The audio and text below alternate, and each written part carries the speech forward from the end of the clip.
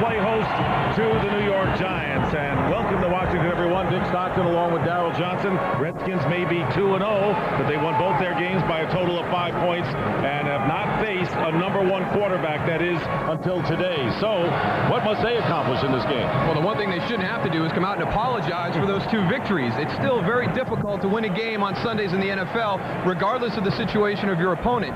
And the players and coaches know that full well. They've been able to take a look at what areas they need to improve in, but they're doing that with an unblemished record. Steve Spurrier wants to concentrate on discipline, the penalties, some breakdowns in special teams, but the big problem, protection. They've given up 10 sacks in their first 2 games. The Giants, meanwhile, thought that they were through with the heartbreaking losses after San Francisco in the playoffs. That wasn't the case after Monday night's disaster against the Dallas Cowboys. So, Moose, what's the state of this team now? Well, the one thing I want to do is see how the Giants handle success. There was high expectations coming into the season. They answered those in week 1 against the Rams, but then they come out with a subpar performance against the Cowboys on Monday night. So the big question is not whether they're going to face adversity today, because they've always responded well in that situation. Whether it's Jim Fossil pushing his chips to the table or their improbable playoff run last year, they've always answered the bell coming off a tough defeat. The good thing about this game, it's on a short week, and these players are anxious to get on the field and silence their critics. All right, so it'll be the Giants and the Redskins, and they've been playing each other since 1932. Kickoff coming up. Here comes the ready or not. How you like me now? Here comes the ready or not. Here comes the war from the south. Here comes the blue. Fox Sports welcomes you to the following presentation of the National Football League.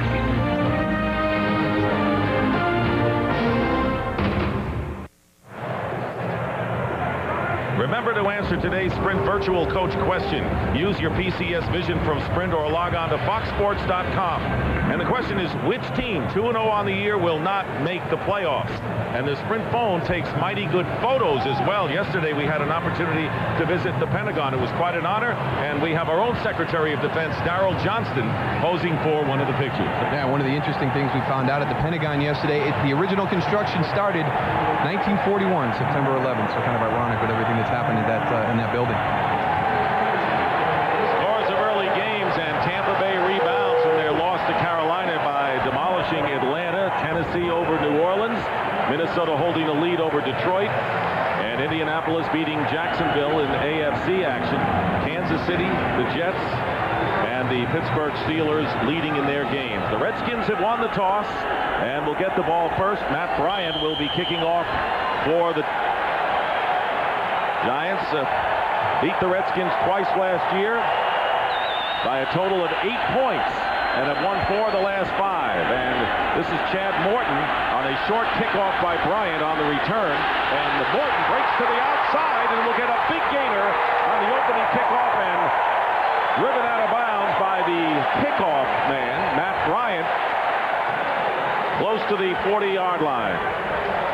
Patrick Ramsey has won his last 4 starts and playing with a sprained left shoulder, suffered last week against Atlanta.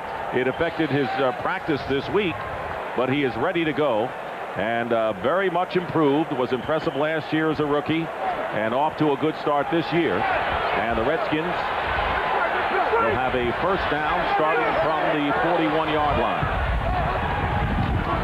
And the pitch to Trung Candidate. Changing direction. Candidate, who has a world of speed, won't get away from Dhani Jones this time, and a loss of 2 on the play. Let's take a look at the Redskins offensive unit. And here is their line. John Jansen will be going against Michael Strahan. Fiore has been banged up at left guard, but he's okay. And Lavernius Coles, everyone talking about Coles, who had a record-breaking week personally for him with 11 catches, 180 yards, and a touchdown against the Falcons. It'll be second down and 12. Candidate has some room, and Trung Candidate will get a first down into Giant territory with a brilliant bit of running, picking up 20 yards before he is brought down. We saw this last week. It doesn't matter what the situation is on the field. Steve Spurrier this season is willing to run the ball. You see the little play action in the backfield with the pitch out to Trung Candidate. They get him isolated out on the perimeter, and that's where he is dangerous. Whoever thought Steve Spurrier would ever go to the running game, but it has worked for him with not only Trung Candidate, but Liddell Betts, who we will see the power back as well. and 10 at the Giant 42-yard line after the huge pickup. And Ramsey had an open receiver. It was Candidate, and instead went underneath, incomplete to the fullback, Rock Cartwright. Take a look at the Giants defensively, and there is Strahan, who's coming close to 100 career sacks. Griffin. Lance Legree is starting in place of the injured Keith Hamilton. Mike Barrow had 19 tackles last week against the Dallas Cowboys. And the secondary featuring the two Wills, Peterson and Allen. Sean Williams, a strong safety, and Omar Stoutmeyer, who had an interception. Second down and 10, and the pass drilled off the hands of Darnarian McCants, but he was well covered downfield by Omar Stoutmeyer. One of the areas the Redskins struggled last week was in protection early in that football game. 5 sacks in the first half on the first pass today. The offensive line and the running backs with a blitz by the Giants do a good job of forming that pocket, allowing Patrick Ramsey to stand tall and deliver that ball. Steve Spurrier, who said that he learned that the NFL defenses were too good to open the game just throwing. And he looks like a totally different head coach this year running the offense. Much more patient in his attack. 3rd and 10. And here comes the audible, which the quarterbacks do very often under his system. And this pass is caught by McCants. Darnarian McCants with a first down after dropping the earlier pass 21 yards before Brown and Harris bring him down. And there's a late flag down as well. Well, Darnarian McCants has got to learn that if he makes a good play, he doesn't have to turn around and talk smack to Johnny Harris, because he's going to lose 15 yards at the end of this play. Johnny Greer discussing whether taunting will be the call against McCants. But you're right, the Redskins looking very good, getting a first down at the Giant 22. And it will be a penalty against the Redskins, a personal foul. And that's the discipline that Steve Spurrier wanted to work on during the course of this week. His team is committing stupid penalties. There's absolutely no reason. Darnarian McCants knows that this is a penalty. Personal foul, taunting, number 85, offense. After the play is over, we'll set the stick. It will be 1st and 25. You got to be a smart player in the NFL, and Darnarian McCants knows that this is one of the situations that the officials are looking at. He runs a good route, makes a good catch, but just come back to the huddle. And you're walking a fine line trying not to take the emotion away from the game, but there is no reason to throw the ball at the guy and then to get in his face. You know you're going to get flagged for that. In fact, last week, Rod Gardner was called for taunting, another receiver for the Redskins. And so you were just talking a few minutes ago about playing smarter football, not committing the penalties. This really takes him way back to the 36-yard line. You're 1st and 10 inside the 20 on your opening drive. Now you're all the way back outside the 35-yard line. It's just, yards are too hard to come by, and Steve Spurrier has talked about, you know, I'd love to be able to throw the ball more, but sometimes we get into situations where I really can't. 1st and 25, this is one of them right here. It's inexcusable. Especially against a Giant defense, which can stiffen at any time. So now you see a 21-yard gain and 15 on the penalty. Crowd was showing the replay on the big screen here, and of course, guess what? They didn't agree with it. Well, it doesn't matter. As soon as he throws the ball at Johnny Harris, you're going to get a flag. I mean, it's that simple. He knows it. The officials come in during preseason, and they go over these rules with you, and they've been talking about that situation for 2 or 3 years now. Right now, the officials trying to decide whether it's a first down and 25 or a 1st and 10 back on the 36-yard line. It should be 1st and 10. It is, yes. It's a dead ball foul. You lose the yardage, but you don't get penalized on top of that with a 1st and 25. They'll move it back to 15 yards from the spot of the foul, and it'll be 1st and 10 from there. They marked the chains at a 1st and 10. And Johnny Greer just amplified that. Redskins would have been just outside the Giant 20-yard line. Instead, they're just outside the 35, and they bring in their power running back, Liddell Betts, into the backfield. Betts scored a touchdown last week. And Lavernius Cole, lining up in the backfield, goes in motion to the right. And there is Ramsey, and Cole can't handle handle it, had to make sure the pass was not a backward pass. Nobody's blowing a whistle. Now they finally do. It was not a backward pass at all, so it was just an incomplete pass. Coles wasn't sure. The officials did not signal. Well, if you're not sure, pick it up and start running. You don't want to leave that ball on the ground and give any room for error on a miscue by the officials. So a heads-up play by Lavernius Coles there just to make sure that that ball was thrown forward. And there you see the big game he had against the Atlanta Falcons last week. Coles himself had to come out of the game with injury. He had a sprained neck twice against the Falcons. But he, too, like his quarterback, matched up against the safety down at the bottom. There they adjusted right at the end. Sean Williams on him, and the pass to Coles, and he drops another one. So he was free, and it would have been a Redskin first down. And he got in front of Sean Williams, but once again, Lavernius Coles cannot hold on. And you're looking for a mismatch during the course of a football game. They got Lavernius Coles out wide, and they had Sean Williams on him. That would be a matchup that they would love to have. Just a little bit of lack of concentration at the end of that catch by Lavernius Coles. One of the things the Redskins now, with a lot more speed, want to do, they want to match him up, free him up, so he'll line up in the backfield and go to either side and go in motion. This time, lines up to the top of your picture. 3rd down and 10 on the 36. Pressure up the middle on Ramsey is picked up, and the pass off the hands of Chad Morton, incomplete.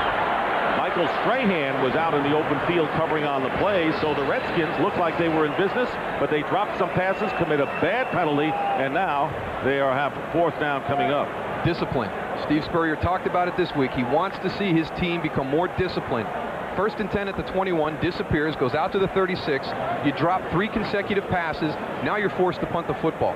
And Brian Barker will do the honors, and the Giants will send back Brian Mitchell, who spent 10 years in the uniform of the Redskins before going to the Eagles, and did not have kind things to say about the Redskins as the punt lands inside the 15 and is down at about the 7-yard line. Terrific punt by Barker, and David Terrell downs it to give the Redskins defense a good edge.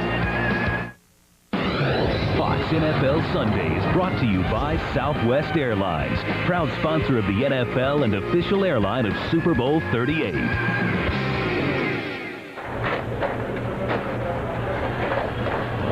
Cracked crab is tasty, whether you live in Landover, Maryland, or Washington, or anywhere. And the Giants getting ready for their first offensive series of the game inside the 10-yard line. Kerry Collins. People take him for granted. Throwing arm probably as good as anyone's in the National Football League. First down at the 8.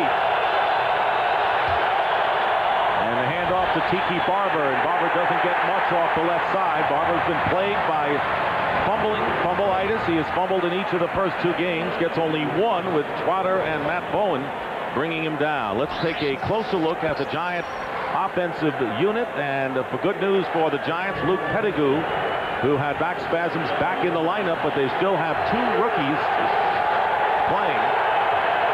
Amani Toomer, 7 catches, 126 yards. Jim Spins did not play last week, healthy as the fullback.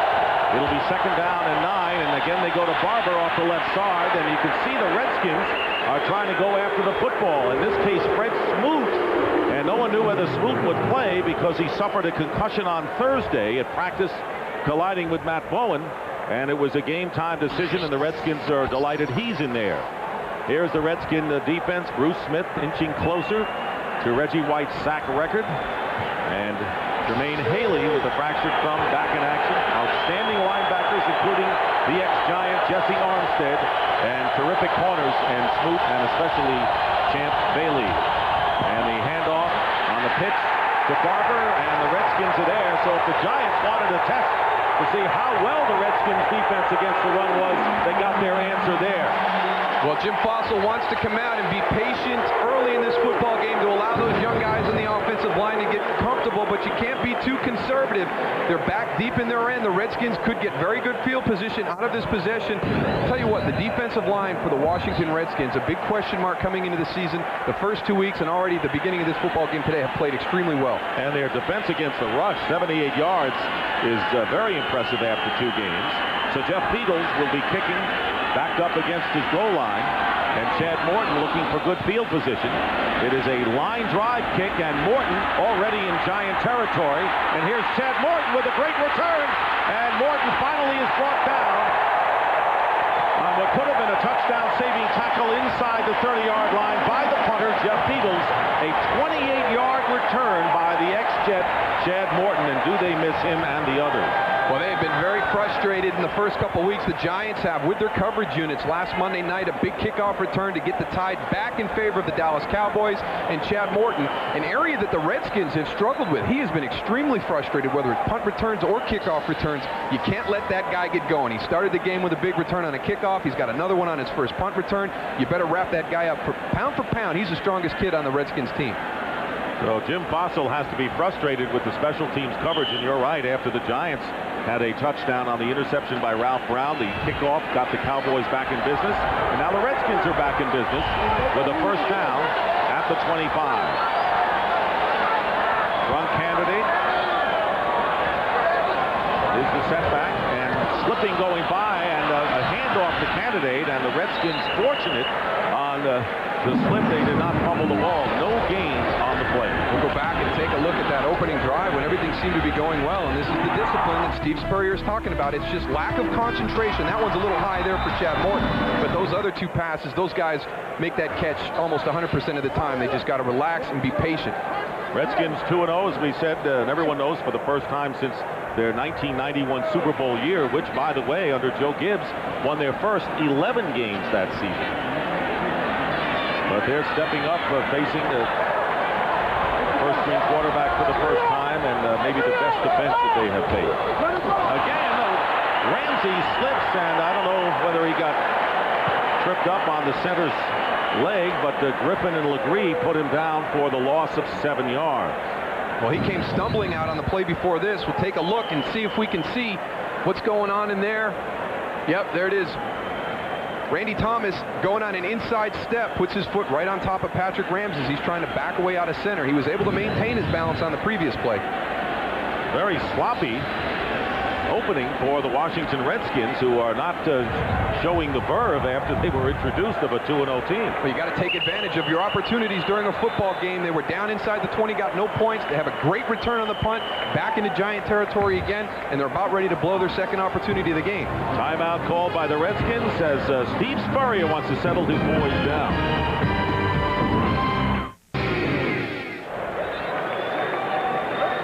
Here at FedEx Field in Landover, Maryland, Dick Stockton along with Darrell Johnston. We have 9:34 remaining in the first quarter. The first 6 minutes have been played on the Redskins' half of the field, but they have a 3rd and 15 following a timeout on the 30-yard line of the Giants. Here is Ramsey, and Ramsey going deep into the corner of the end zone, and it is caught by Gardner for the touchdown. Will Peterson covering him, and a flag is down against the Redskins, so that's going to come back. The 30-yard play will be nullified. The penalty marker back down at the line of scrimmage and beyond. Well, we talked at the beginning, how are the Giants going to respond to adversity after their loss to the Cowboys? It'll be interesting to see how the Redskins are going to respond to the adversity that they faced in the beginning of this football game. 2 golden opportunities to put points on the board. Number 60, offense. So Chris Samuels, who committed false start penalties last week in the noise at the Georgia Dome, now in a critical holding penalty to nullify a 30-yard touchdown strike. Chris Samuels down the bottom of your screen going up against Kenny Holmes. Yeah, it's a pretty easy one right there. 2 points for a takedown. Boy, that just erases a great throw and catch by Patrick Ramsey and Rod Gardner. Great concentration at the end of that play.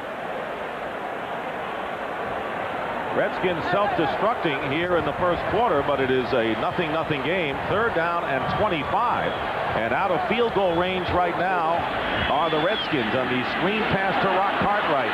Cartwright inside the 30-yard line, and now the Redskins will have an opportunity to try a field goal. They'll be 9 yards shy of the first down after the 16-yard pickup. Barrow and Brown on the tackle. Good play call by Steve Spurrier. He's not going to get the first down yardage, but give yourself a makeable field goal opportunity. Look at the guys out in front there. Randy Thomas, Larry Moore, Dave Fiore. Good job getting out in front of Rock Cartwright. 4th down, and John Hall coming on. Hall has already kicked 2 50-yard field goals, and his 54-yarder just before halftime was great impetus for the Redskins last week. This will be a 42-yard attempt, and Hall's kick is good. So the ex-Jets already making an impact of sorts. Cole, Morton, and now Hall, 3-0 Washington. 8 teams will compete to see what will be this year's historic moment. Who will make the next unforgettable play, and what team will take home baseball's ultimate prize? Fox Sports brings you baseball's division series, and then becomes the exclusive home to the championship and World Series. It all begins September 30th right here on Fox. There is Brian Mitchell, who spent 10 years with the Redskins and was unceremoniously dumped by them. And his comments were pretty harsh this week. He says all the Redskins want were yes man, and I wasn't a yes man. And no love lost between Mitchell and the Redskin ownership. Went to Philadelphia, now happy to be with the Giants. As you look at the scoring drive by the Redskins, who have run 9 of 11 plays in Giant territory thus far. John Hall kicking off, and Brian Mitchell beat.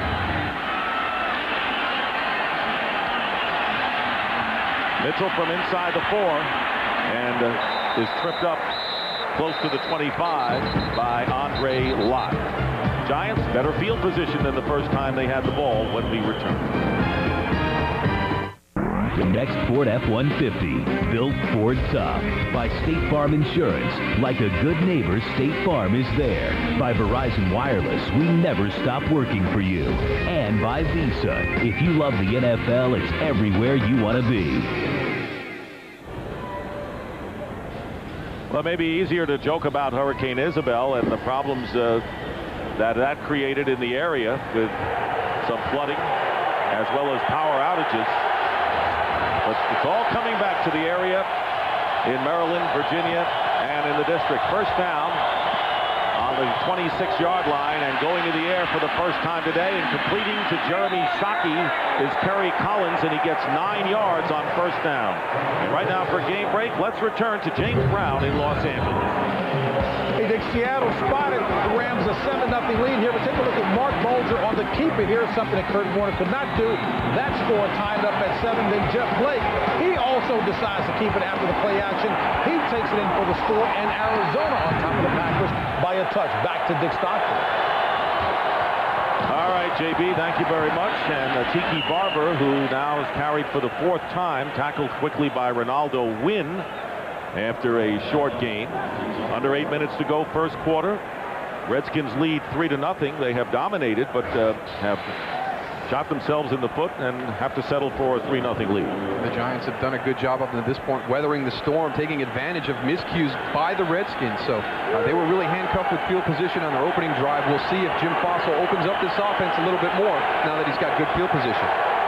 Well, he puts Tiki Barber out to the flat, and an empty backfield on 1st and 10 at the 32-yard line. The short drop in the pass, and making the reception is Amani Toomer for about 6 yards. And Amani Toomer, who has already passed Frank Gifford for the NFL's all-time, or the Giant all-time, receiving yardage leader. You see the offensive lineman holding hands to try and combat this noise here. Luke Pettigrew's got to keep his eyes inside, especially when you're going against a guy like Bruce Smith, who has a great first step still at 40 years old.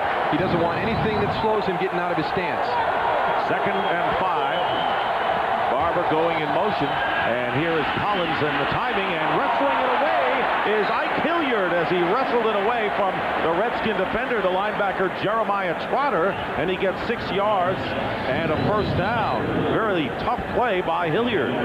Jim Fossil sticking to his game plan. He wanted to run the ball early, get into his quick game a little bit, spread the Redskins out, let those guys get comfortable. Wayne Lucier, David Deal, Chris Bober playing out at right tackle, the starting center in week 1. So once he builds the confidence and feels comfortable with play calling, we'll start to see the Giants get down the field more. They started 3 rookies on the offensive line last week. First time since 1981, as Barber with good blocking off the left side, and Tiki Barber with a little blocking action of his own, ridden out of bounds by Fred Smoot.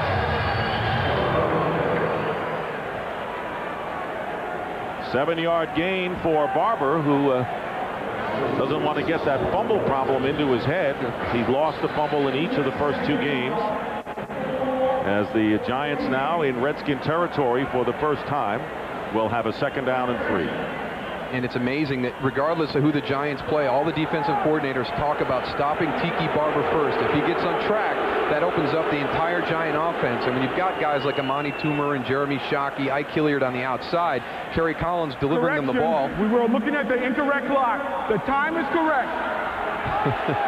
You always got to look at the correct clock, is what I say.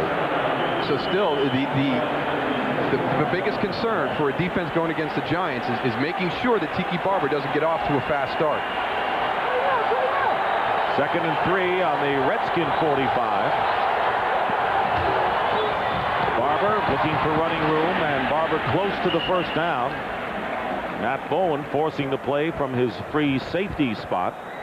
And has been a very conservative start offensively for the Giants. Jeremy Shockey's doing such a better job this year in his run blocking. You see him battling Reagan Upshaw right there, turns him to the outside, allows Tiki to get back inside. The better he gets at that, the more of a threat he is on the football field, because now you don't know what's going to happen. We all know about his great receiving ability, but you talk to everybody in the Giants organization, he has really, really improved his blocking. He caught a touchdown pass last week, but everyone remembers missing the easy touchdown reception, plus another one. Not happy at all with his game.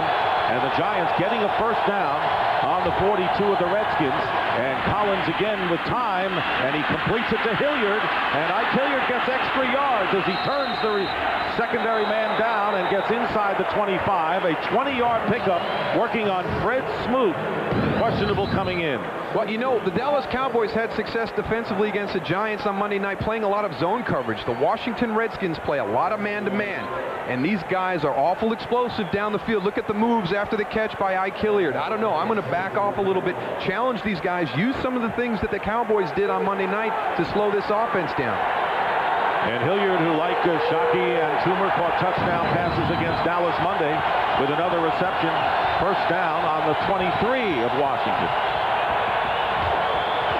And the slant off the hands of Shockey, and it's an incompleted pass, and a couple of the Redskin defenders got their hands in there, including linebacker LeVar Arrington. Jeremy Shockey split wide left in the formation, running a quick slant. This ball had to travel through a lot of defenders. Kerry Collins very fortunate that that didn't get intercepted. It got tipped a couple of times on its way to number 80. 4:11 remaining in the 1st, 2nd and 10. Jeremy Shockey, who had 16 catches in 2 games against the Redskins last year, including 11 in 1 game. From the 23, 2nd down, Collins pumps once and hits Shockey again. Shockey dragged down at about the 6-yard line for another Giant 1st down, and that's the Jeremy Shockey that the Giants know, including his antics after a catch. 17 yards with Smoot on the coverage. Jeremy Shockey's like one of those running backs that you have to feed the ball to early to get him comfortable, to get him successful during the course of the game. If you can get the ball to him early, his confidence builds as the game goes on, and we're seeing him running the routes that he's the best at. The little option route breakout, the slant, and that one shutting it down on a little curl. Staying away from Champ Bailey because they've gone to Hilliard and Shockey exclusively through the passing game, and now here is Tiki Barber as he jukes his way down to the 5-yard line and picks up 2 yards on the play. Giants threatening here, and once again going with the empty backfield, but the quick release and the short drop nullifying what could be a pass rush by the Redskins. Oh, it's so frustrating on the defensive side of the ball. It's so hard to get pressure when you've got an offense that's so good at executing the quick game. It's a quick 3-step drop thrown on rhythm. That's why we're seeing so many batted footballs nowadays. These guys can't get there, but they get their hands up in the passing lanes. 11th play of the drive. 2nd and goal at the 5. And there is Collins' pass and into the end zone. No, he's going to mark him short. Yeah, there he goes. Touchdown, and it's Ike Hilliard. So Hilliard and Shockey become the chief beneficiaries of Collins throwing, and the Giants come back quickly and take the lead 6-3. They move Tiki Barber out into the slot right there. That leaves Ike Hilliard inside against the linebacker. He just runs a little pivot route right off of Jeremy Trotter, number 54. So the Giants lead 6-3, and Matt Bryant with 2:45 remaining in the first quarter, looking to add the 7-point, and he does, and the Giants have taken a 7-3 lead on a very smart series by the Giants.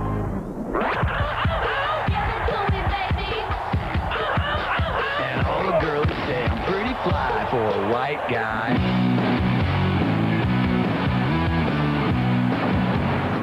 And the Giant tight end Jeremy Shockey, as the Giants went 74 yards in 11 plays, their longest drive of the season in every area, and Terry Collins completed 6 of 7 in the process. So Matt Bryant kicking off. The Giants lead 7-3, and the kick fielded at the 2 by Liddell Betts. And Liddell Betts gets to the 20-yard line, and right now for a game break, let's return to James Brown in Tinseltown. Hey, Dick, Warren Sapp enjoying a great year now. They can't say they didn't see him in the game. Warren Sapp is a tight end. Look at this, Dick. This has to be either the pogo stick or the jackhammer. He said it was a tribute to Beyonce's Crazy in Love. Either way, it was a touchdown as Tampa won it. Back to Dick. Darryl, I'd love to see Tony Siragusa do that. So would we. Shades of the fridge, right, Moose? Warren Sapp with he's got a Super Bowl ring. He's got a touchdown now. No stopping that guy. Redskins hope there's no stopping them as they begin from the 19. And a quick burst up the middle by Liddell Betts, and he gets about 9 yards on first down. And you know, the Giants had the thunder and lightning when they had Ron Dane and Tiki Barber. Well, the Redskins do have thunder and lightning now when they have Trunk Candidate as the lightning, and this is the thunder, Liddell Betts. Randy Thomas, a great block out front on Michael Barrow, opens up that hole. Liddell Betts is a downhill runner between the tackles. Trunk Candidate's your guy on the outside. You got to be aware who's in the backfield. Second down and 1 as we near 2 minutes remaining in the first, and they go again to Betts, rolls off the defender, gets a first down and a few more before he's corralled by Omar Stoutmeyer. 8 more yards for Betts. So Moose, they always seem to have a fresh running back in there for a team that never really liked to run the ball last year. You talk about defensive linemen, and they like to get in rotation so they can stay fresh, and that's what the Redskins do with their running game. They got Liddell Betts, they've got Trunk Candidate. Chad Morton, a guy who just came into the huddle, is another guy that they're going to try and utilize in the backfield today.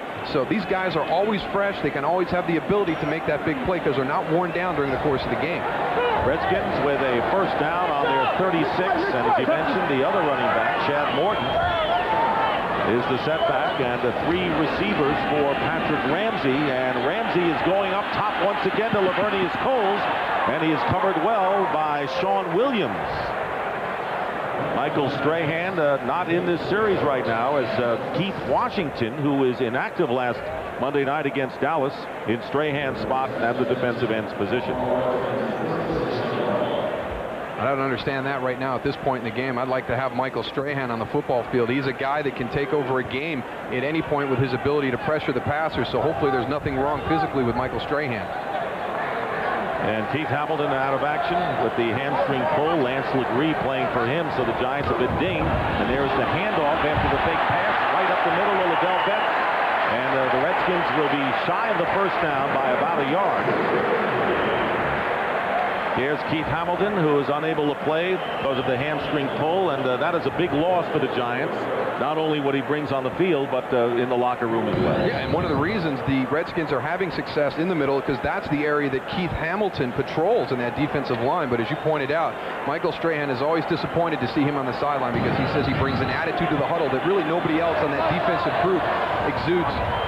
Third down and 1 from the 45. Bowles coming in motion, and the pitch to Liddell Betts going outside, and Liddell Betts is tackled. I don't think he got enough for the first down. He is stopped for no gain. Cornelius Griffin and Dahani Jones both there on the play. So it is 4th down for the Redskins on their 45-yard line, and they're going to kick it away. So the Giant defense holds on 3rd and 1. Forcing Steve Spurrier to kick. Well, all their running success has been downhill running plays into the middle of the defense, and on a 3rd and 1, they try and do a little changeup and use Liddell Betts on the outside, and kind of backfired on him a little bit. And The Giants again have weathered the storm. Time has run out, and that is the end of the first quarter with the score, Giants 7, Redskins 3. Fox NFL Sunday will continue after these messages. Giants head coach Jim Fossil having to answer questions about leaving too much time on the clock, allowing the Cowboys for that incredible comeback in regulation and then winning in overtime as Brian Barker's kick goes out of bounds. Another good kick for him. And another tough loss for the Giants trying to rebound once again. Well, next week it's a Fox NFL Sunday doubleheader, beginning with America's #1 pregame show. First, the Eagles look for their first win when they take on the Bills, and then the Cowboys take on the Jets as Bill Parcells faces his old team for the first time, or one of his old teams, or other regional action. Coverage begins at noon Eastern, 9 Pacific. The biggest stories are in the NFC, and the NFC is on Fox. It's kind of strange. He's facing all three of his former teams in his first season in Dallas. The Giants, the Jets, and the Patriots. Hey, bye week. I'll see you guys next couple of weeks right here at the Meadowlands as Tiki Barber with a good block off the left side of the line, picking up his best rush of the day, getting 12 yards and a first down with Trotter and Bowen finally stopping him. This is all Tiki Barber. Watch the cut. When he decides to get downhill, the patience of the running back to let the play develop. There's Jesse Armstead right in position, right underneath him. That's a tremendous cut. That's great vision by Tiki Barber to anticipate Jesse Armstead coming up the field. Giants get some room and a first down for them on their 31-yard line early here in the second quarter. And they go again to Barber, runs into traffic, and is dropped after a minimal gain. Antonio Pierce getting looked at, checking his ankle out. He'll get probably another tape job done there, maybe a little bit firmer than he had when he came out on the field. Tiki Barber, 38 yards and 9 carries thus far. And nothing will get your confidence back after a couple of games fumbling than to have a very solid first half, and that's what Barber's doing. Second down and 7. And there's Collins out of the backfield is Tiki Barber. Another Giant first down, still on his feet as he gets to midfield.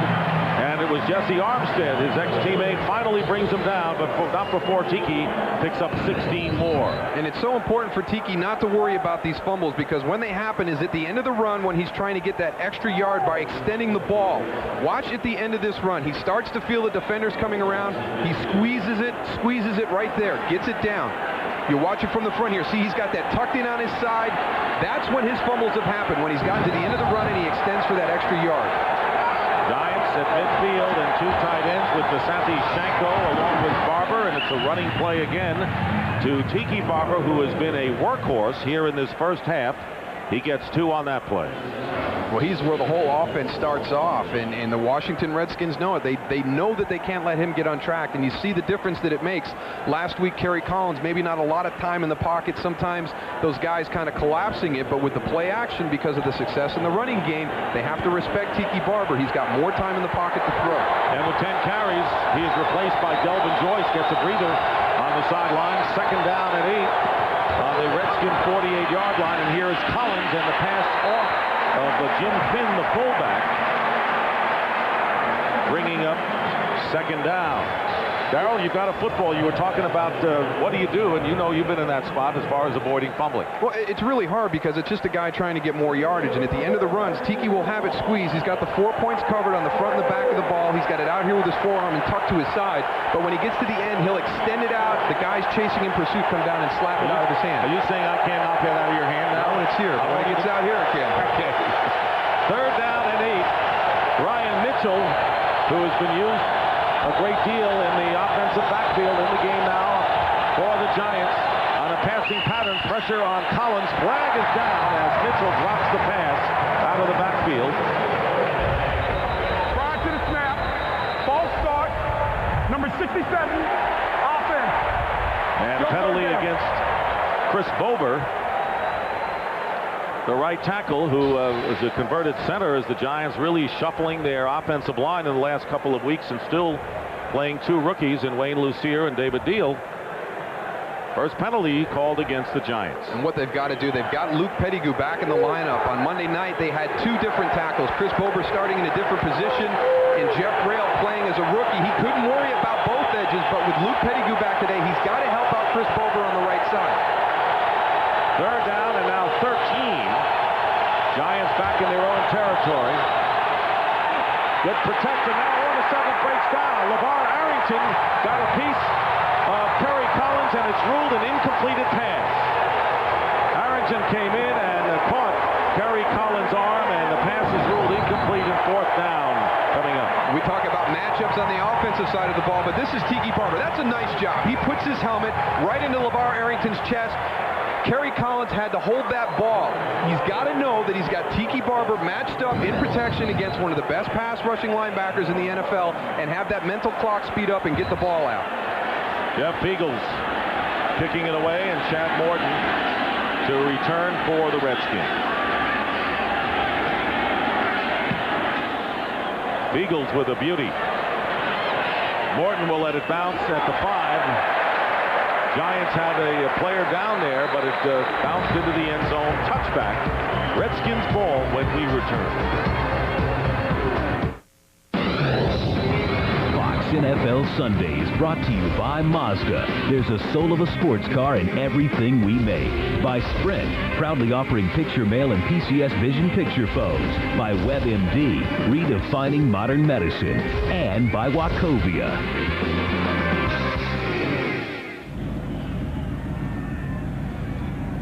And welcome back to Landover, Maryland, FedEx Field, where the Giants lead the Redskins 7-3. Giants looking to rebound from their devastating loss to the Cowboys. Redskins looking to make it 3 in a row, starting from the 20-yard line. And Patrick Ramsey flips to Coles on the end around. Lavernius Coles showing his speed, and Coles gets the first down and gets nearly to midfield. And that's the value of having a player that can beat you so many ways. 23 yards on the end around. Watch as Lavernius Coles comes around. He's going to have Omar Stoutmire in front of him, and he just totally jukes him out. You see 23 kind of shaking his head as he's chasing him down. Here he comes in motion on the inside, goes around into the backfield. There's the little flip. Omar Stoutmire is in perfect position, but whoops, there he goes. And they played running back at Florida State, so he's very dangerous with the runs after the catch, or in this case on the end around. First down on the Redskin 43, and a play action pass coming up, and Ramsey going for the wide receiver Rod Gardner, incomplete, calling for a push off, but none coming as he was covered by both Will Peterson and Omar Stoutmire. Rod Gardner claiming he was being held on that pass. It looks as though it might have been a double move. Maybe one of the defenders bit on it, and then when he realized it, he reaches out to try and stop. As long as you don't impede his progress to get to that second part of the route, the officials are not going to call that. These guys are all good. Will Peterson's been in the league long enough. Oh, yeah, he's got a nice little tug right there. Don't start worrying about the flag until you finish the play, Rod. Second down and 10, got away with it there. Drug candidate is the running back du jour for the Redskins at the moment. But Ramsey looking to throw, and the crossing pattern of Lavernius Coles, and Coles still on his feet.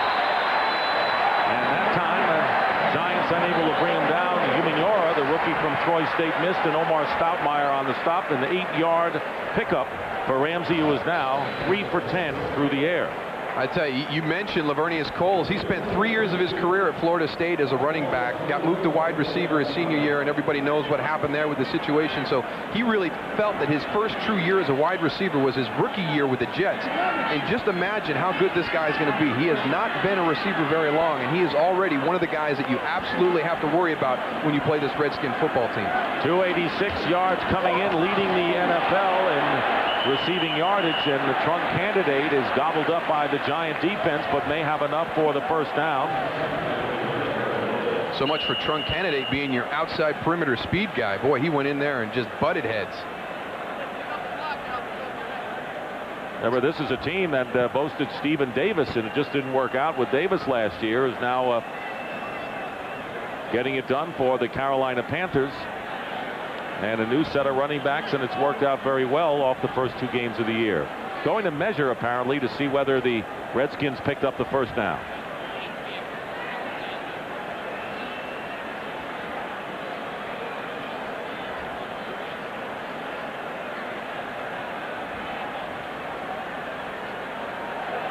First down, Redskins. A very tough run by the speedster to get the first. Extremely physical between the tackles by Tron Kennedy. Good lead block by Rock Cartwright, but he took on one of the giant linebackers right in the hole and made the necessary yardage for the first down, actually falling forward. Former St. Louis Ram, who was acquired in a deal for an offensive lineman, David Laverne. So, as you know, this was a terrific deal for Washington. He's very talented. Maybe he just needed a change of scenery. Things didn't work out for him in St. Louis. He's doing a great job here in Washington. Backing up Mr. Falk was not an easy task, and now he's the starter and showing why. Trunk candidate and making the tackle. Sean Williams holding on, but not before a gain of 15, and a flag is down and back at the 37-yard line. And the Redskins coming back, and it'll be a holding penalty against Washington. So a big run nullified. Wide receivers holding downfield. You got to have them blocking to have your big plays. Holding, 87, offense. Still first down. But it's something that they don't do a lot. It's going to be on Rod Gardner right here. You're going to see he just gets a handful of jersey at the end, and you see his arms outside. That's the big problem right there, but you got to let him go at that point. The officials are watching. You can get away with it most of the time, but once that guy starts to separate from you, you got to let him go. You can't hold on to that jersey. So instead of a 10-yard pickup, a loss of 10, and it's first and 10 at the 47. Huge difference, and the pressure is on the screen pass to Brian Johnson, and Johnson is brought down. And a good tackle that time made by Mike Barrow. And right now for a game break, let's return to James Brown in Los Angeles. Hey, Dick, Mark doing his best to solidify himself. Mark Bulger, that is, as the head man for the Rams, hooking up on the slant pattern there with Isaac Bruce. That 7-yard touchdown puts them ahead 14-7 over Seattle. Back to Dick and Darrell. And there you see the cheerleader is Kurt Warner. Mark Bulger trying to bring the Rams back. What a great record he had when he took over the Rams last year. You know, the big thing about that game, that's a statement game just like we have here. How good are the Seahawks? Well, they've got an opportunity to prove to everybody playing the St. Louis Rams today. Redskins 2nd and 7, bobbling the snap is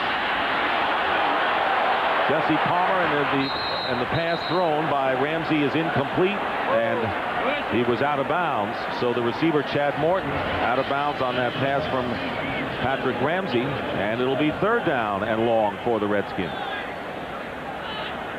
We've got another situation here where the Washington Redskins can be losing another opportunity early in this football game because of a mistake on their part, a lack of discipline. And boy, as this game unfolds, you can see why Steve Spurrier was so concerned about this during the course of the practice week. They just keep shooting themselves in the foot. Relying on Patrick Ramsey here, who had a career best 25 passes, 356 last week, but facing a tougher defense this time, and the play clock runs down, and we'll have a delay of the game penalty called against the Redskins, and 5 more yards marked off. Delay.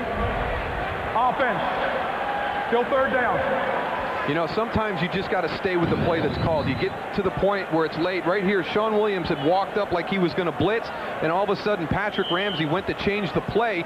Sean Williams backs off because he knows that time ran out. And last week on their 2 fumbles, the sack fumbles, Patrick Ramsey was changing the play very late in the play clock situation. Sometimes just stay with what's called and don't make the situation worse than it is. Steve Spurrier, however, always encourages his quarterbacks to call the audibles, and that's where it can backfire. Instead of 3rd down and 7, 3rd and 12. Back at the 49, and another penalty marker, and this will be a false start against the Redskins, so they'll have to mark 5 Prior more. to the snap, false start, number 74, offense. Still 3rd down. And we saw the play clock in the bottom of the screen winding down again. It's 3-2. They're not giving themselves enough time at the line of scrimmage. If you're going to be a team that wants to come to the line and audible 75, 80% of the time, then you've got to get a better tempo coming in and out of the huddle. You can't be going to the line of scrimmage with 7 or 8 seconds left expecting to call audibles. Luce, did you mention penalties as a problem? How about 5 penalties for 45 yards already, with 9:01 to go in the 2nd quarter? 3rd and 17, and the handoff to Liddell Benton straight ahead, and he barely gets into Giant territory. So the Redskins will have to kick. So the Redskins, with 3 drives into Giant territory, have only 3 points to show for it. And that's a big factor in this game, with New York leading 7-3. Brian Barker will be punting, and Brian Mitchell back deep.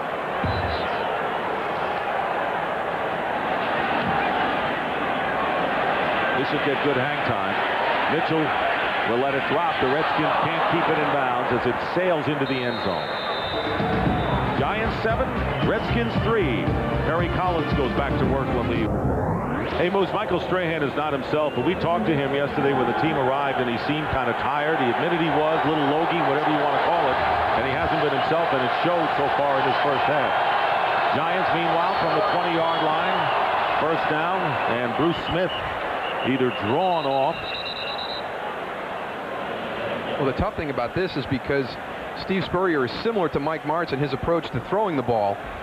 Offside, 78, defense, unabated to the quarterback. Still first down. So it's on Bruce Smith, 5 yards. And sometimes he will leave his front 5 to block the defense's front 4, and that's a great matchup for Michael Strahan, even against a big tackle like John Jansen, who's very talented. But so far today, John Jansen's going up against him one-on-one, and Michael's not really getting close at all. So I don't think he's 100%. We're just seeing strictly bull rushes all afternoon. The thing about Michael is he has the inside power, outside power, speed, and the bull rush, and he's been very one-dimensional so far. And he hasn't been on every series as well, as Tiki Barber takes it off the left side, and a good tackle made by Champ Bailey, limiting Barber to 5 yards. Just take a look at what he's done so far. It's really John Jansen by himself, and you see right there, he's just trying to bull rush him. And Michael's at his best when he's changing up his rushes. And up until this point, all we're seeing is him trying to use strictly power against John Jansen, and that goes to John's favor because he can just sit back on that bull rush. And we've seen Keith Washington come in and spell Strahan on a couple of the series earlier. 2nd and 1 at the 29. Go to Barber, first down, up toward the 34-yard line. Jeremiah Trotter making the tackle on a busy Tiki Barber today. Barber carried 12 times thus far for 48 yards. Much more productive than they were Monday night, and now this offensive line, they're comfortable. Jim Fossil's got to see that he's got control of this football game. I would not be surprised to see the Giants in this series start to get vertically down the field with some deep throws. They lead 7-3, and here's Collins drilling it to Shockey. Great catch by Shockey, turning around, making the grab with a defender in his face, and a first down, picking up 22.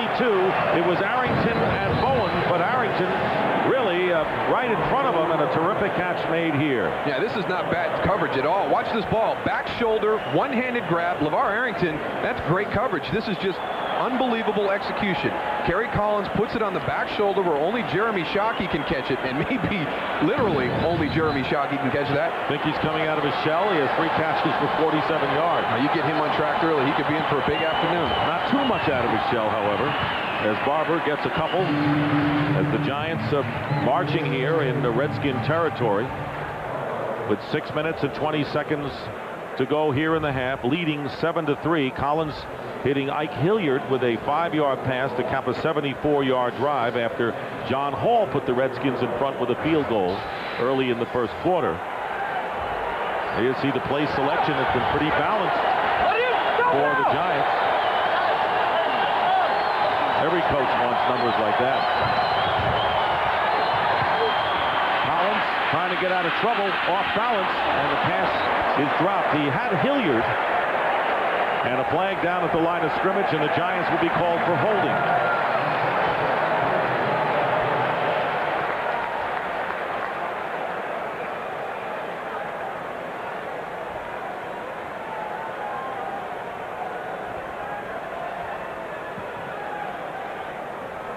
He's asking Bruce who held him. Just give me a number, Bruce. What guy was it that held you? Holding, 77, offense, still second down. Right, we saw Bruce Smith talking to the officials earlier. This is one of the reasons. He plants that seed very early in the football game. Hey, ref, watch number 77. He's getting a handful sometimes. The big thing was he's outside the framework. If he gets his hands inside, the officials aren't going to call that, but once you get outside the framework, your arm goes outside of his and you're on his back, they're going to throw a flag every time. Bruce Smith needing 3 sacks to pass Reggie White for the all-time NFL sack lead. Second down and 20. The Giants back up to their own 46-yard line with under 6 minutes to go in the half. And Collins, with plenty of time, has Amani Toomer downfield. Toomer makes the catch and will go in for the touchdown. 54-yard pass to Toomer. And he has been defended by Champ Bailey, but he has had good days against Champ Bailey in his career. And the Giants lead now by 10. Champ Bailey only gave up 1 touchdown last year, and that touchdown was to Amani Toomer. He has had good afternoons. He's leaning on the corner. Amani does a nice job selling that outside and then breaks back to the middle of the field, and it all starts up front. And you got to give credit to Chris Bober out on the right tackle, Wayne Lucier starting as a rookie, David Deal a rookie. Look at that protection. Kerry Collins has all the time in the world. And Matt Bryant looking to give the Giants an 11-point lead. And he does with 5:41 to go. So it was Moose who said maybe they'll go vertical. Well, they went vertical. Collins with his second TD toss, this time to Amani. And why were expectations so high for the Giants offense this year? Because they've played together for a long time. 5 years this group has been together, and look at the progression in their offense during the course of those years together. They get better and better every year because they build a chemistry. They know each other, and everybody talks about the Tampa Bay defense. Why are they so good? Because those guys have played together for a number of years. Looking up again, Kerry Collins and Amani Toomer. The Giants leading 14-3. Quieting this capacity crowd as you look at the New York scoring drive. 80 yards that time after a 74-yard drive for their other touchdown. And the Redskins will begin this series from their own 20. Fantasy Football Show exclusively on Fox Sports Net with 30 minutes of injury reports, matchup breakdowns, and late breaking news. Our guys know how to play, who to sit, and who the hidden gems are. It's the ultimate fantasy football show, weekends only on Fox Sports Net. Log on to foxsports.com for the times in your area. Flags fly on first down, and there's a penalty. And Prior to the snap, false start, 76, offense. 5-yard penalty against the Redskins. So Kerry Collins with 2 touchdown passes thus far, facing the Redskins, who have beaten 2 teams coming into this game, but both teams with their starting quarterback out. Not the case today with Collins. I still say it's difficult to win a football game in the NFL, and there's no reason for these Redskins to apologize to anybody for being 2-0. You could be 0-2 and still trying to correct the problems that they've seen in their 2 victories. So, hey, competition, that's out the window. You're 2-0. That's the important thing. And we'll be watching Michael Strahan, who has not been his usual self. Penalty against John Jansen and first down and 15 for the Redskins. Patrick Ramsey and the intended receiver, had his back to the play. Robert Royal, the rookie tight end, playing in place of Zeron Flemister, covered by Will Peterson. Still Michael Strahan using that bull rush technique, and on Monday night the Dallas Cowboys just did so many different things to slow him down and to keep him off balance. And I don't think he's 100% today, because that's not the Michael Strahan when he gets in one-on-one situations. And Johnny Lynn, the defensive coordinator, having to go without Keith Hamilton and Michael Strahan, who may not be 100%.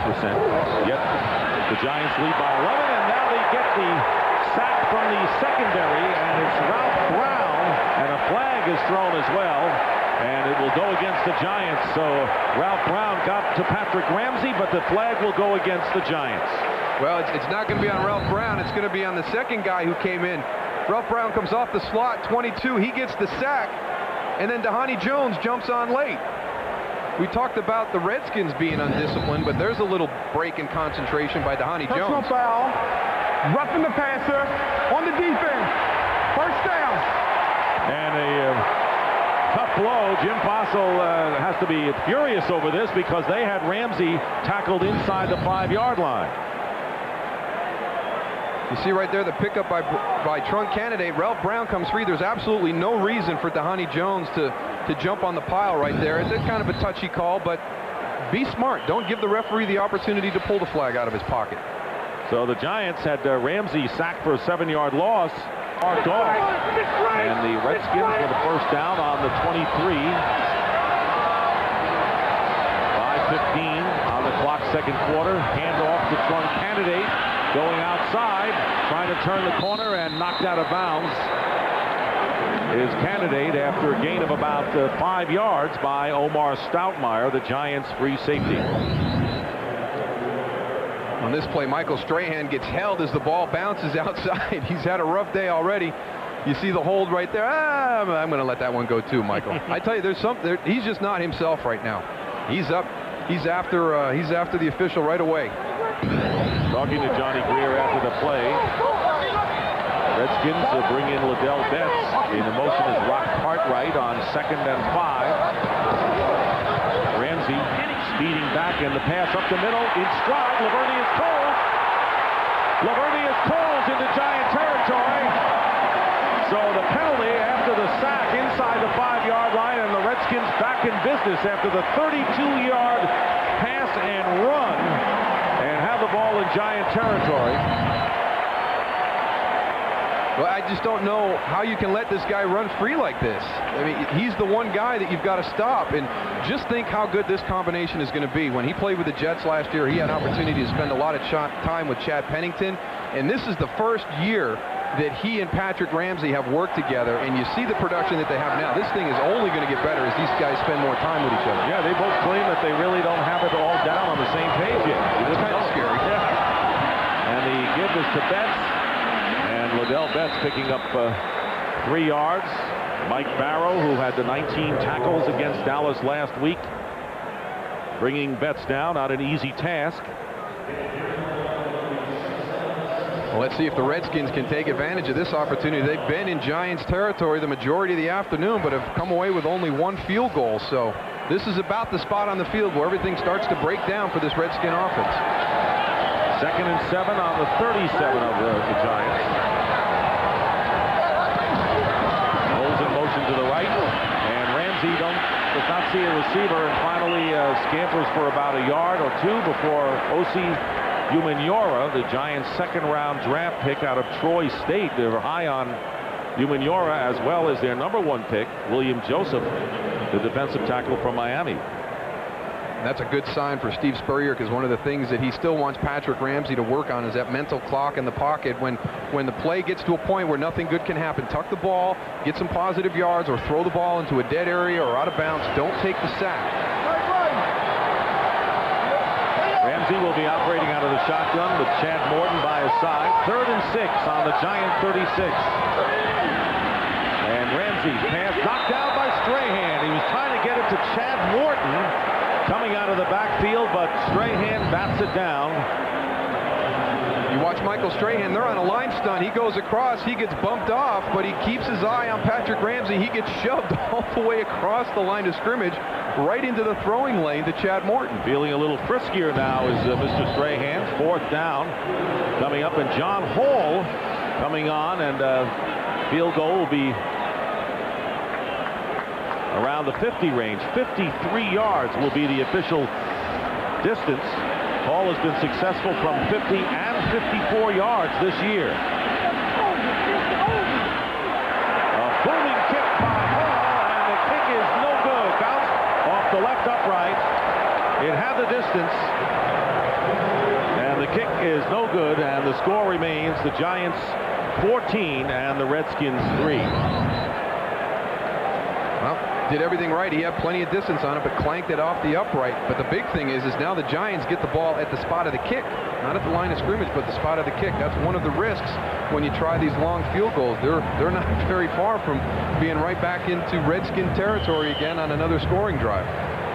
And they'll be on the 43-yard line. You brought out a good point. Normally teams like to, get up on top by passing and then run using up the clock in the second half. The Giants kind of doing it in reverse, running early because of the young offensive line. Now fielding their oats, starting to throw. From the 43, they'll run this play to Tiki Barber, and Barber has nowhere to go, and he is stopped short, either no gain or a loss of 1, thanks to Jeremiah Trotter. No gain for the Giants. Well, the one thing you can't do when you're carrying the ball against the Redskin defense is stop your feet and look for a place to run because of the athletic ability of Jeremiah Trotter, Jesse Armstead, LeVar Arrington, and then the speed in their secondary. And there was 4 guys coming inside out on Tiki Barber. You just got to take what's there. If you stop and hesitate and try and cut back, you're going to run into a whole bunch of Redskins coming your way. Especially their terrific linebackers of Trotter, Arrington, and the veteran Jesse Armstead, who's played well this year. 2nd and 9. Collins, and he's got Barber out of the backfield, and the ball is knocked loose, and chasing the loose ball, and it is called a completed pass and a fumble, and the Giants recover. LeVar Arrington hitting Barber hard, forces the fumble, but the Giants, fortunately for them, recover back on the 36. And there he is. The ball is out away from his body. As he starts to move, he pulls it away from his body. LeVar Arrington comes in and punches it right out. Right on the money was Arrington there. 2-minute warning. Fox NFL Sunday is brought to you by Volkswagen on the road of life. Along with Darrell Johnston as the Redskins coming in 2-0, facing division rival New York Giants, who are 1-1 after their loss in overtime to the Dallas Cowboys, a game that seemingly was in their back pocket. But the Swift kick went out of bounds. Enough time remaining in regulation for the Cowboys to tie it and then win it. Redskins defending here on a 3rd down and 19 on the Giant 34. Deep drop and a rollout, and the pass caught by Brian Mitchell, and Mitchell with a flag down may have a 1st down, but a penalty flag thrown upfield. Matt Bowen, the safety, makes the stop on Mitchell. It would be a 20-yard play, but, and it'll be an offensive pass interference call on the Giants downfield, and that will nullify what would have been a 1st down, in fact. Converting a 3rd and 19. Pass interference, number 80, offense.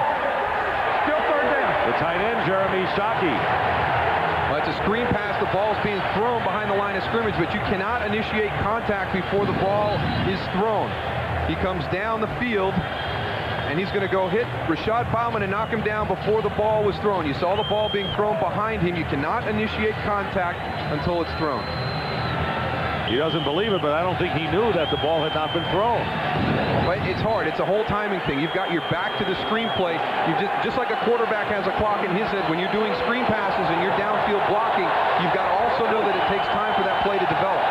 So now it's 3rd and 29 with 1:51 on the clock. The Redskins envision getting the ball back, perhaps, and doing some business. And the handoff flag down. Tiki Barber. And they'll stop this play. So yet another penalty. And this one called against the Giants, apparently. But we'll wait for the official call.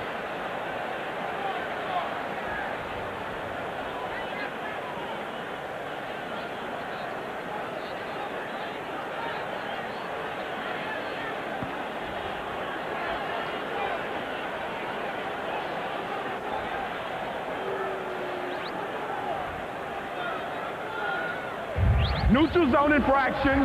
Defense. Still 3rd down. So after all that, it is a penalty called against the Redskins. It'll be 3rd down and 24. And that was on LeVar Arrington. He was coming up to the line of scrimmage on a blitz, and he got in the neutral zone. Bruce Smith was complaining that Luke Pettigrew had moved, but he and the guard next to him, Rich Seibert, holding hands. They flinched when they saw LeVar Arrington come into the neutral zone. Bruce Smith wasn't aware of that, so he felt he was drawn Please offside. reset the game clock to 1:51. You saw George Edwards, the 36-year-old defensive coordinator of the Redskins, who took over from Marvin Lewis, who left after 1 year with Steve Spurrier to become head coach of the Cincinnati Bengals, and he's done a pretty good job, and now he has the Giants 3rd and 24, even after that Redskin penalty. Ball on a 29 of New York. And again, they'll go to the handoff to Barber. Barber going against the secondary, and the first man to hit him was Ipiani Oalete, the strong safety, and he gets 11 yards out of that. And now there's a finger pointing over at the Giants sideline, and another flag is thrown. And Tiki Barber was really slow getting up after that play.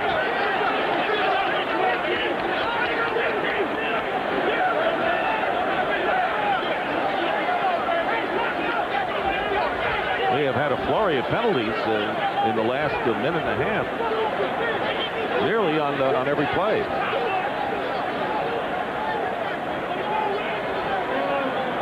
It's a little heated in these division games. Number 54. Oh, no. Defense. First down. Oh, what a break for the Giants. So first you have the neutral zone penalty on the defense on Arrington, and then Jeremiah Trotter with a personal foul, and the Giants find themselves with a first down in Redskin territory with 1:41 to go, and all Steve Spurrier can do is shake his head after all of that. At one point, it was 3rd down and 29. Brian Mitchell still taunting from the sideline. You better watch it. He's going to get a 15 on him. A 3rd and 29, and after all of that, the Giants still maintain possession. That lack of discipline, that's to a whole new level right there. And the Giants still have all 3 of their timeouts remaining. They're on the Redskin 41, and first down. Now Kerry Collins completes it to the fullback, Jim Finn, and Finn gets another first down for the Giants, going out of bounds inside the 30. So now the Giants are in business.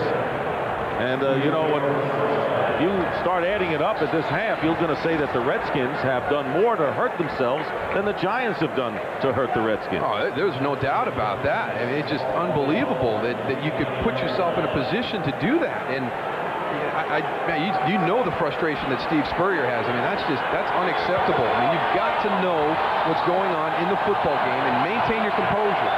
First down on the 29 of the Redskins. And here is Collins, gets hit as he throws, and here's Toomer trying to reach for it, and the pass incomplete. Stops the clock with 1:29, and 2nd and 10 ensuing. Kerry Collins stands right in the pocket with a blitz coming right into his face. I mean, he's got everybody coming in. Martin Chase is coming in to get him. Bernard Holsey. They're all coming right up the middle. He stands there in the pocket. Here comes Jesse Armstead. Everybody's coming in. And you see the arm strength that he has. That's flat-footed, and that is 40 yards downfield. You remember when people were doubting whether Kerry Collins was the right quarterback for the Giants. He's been more than right.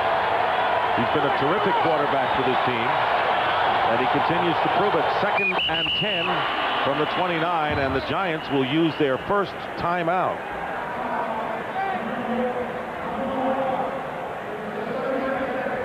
Coming up on the Visa halftime report, JB, Terry, Howie, and Jimmy will have scores and highlights from around the league.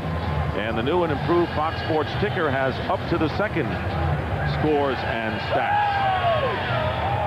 Well, a big game, and both of these teams are looking at the bottom of the barrel and seeing the Philadelphia Eagles at 0-2. And the Redskins are saying, hey, if we can pull out a victory over the Giants, we're 2 games up on the loss column with both the Giants and the Eagles.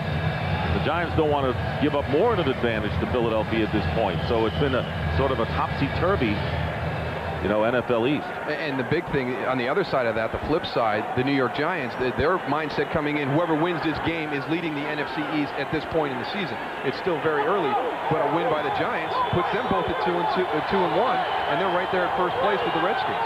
2nd and 10 after the Giants use their first timeout. Ball at the 29, and here is Tiki Barber cutting upfield, and Barber trying to lunge for an extra yard. Champ Bailey grabs him, and they get it to the 24-yard line after Barber's 5 yards of gain, and the clock running. Tiki has gained 70 yards on 16 carries. And Brian Mitchell into the Giant huddle as we have a minute remaining in the first half. Mitchell and Barber both in the backfield. 3rd and 5.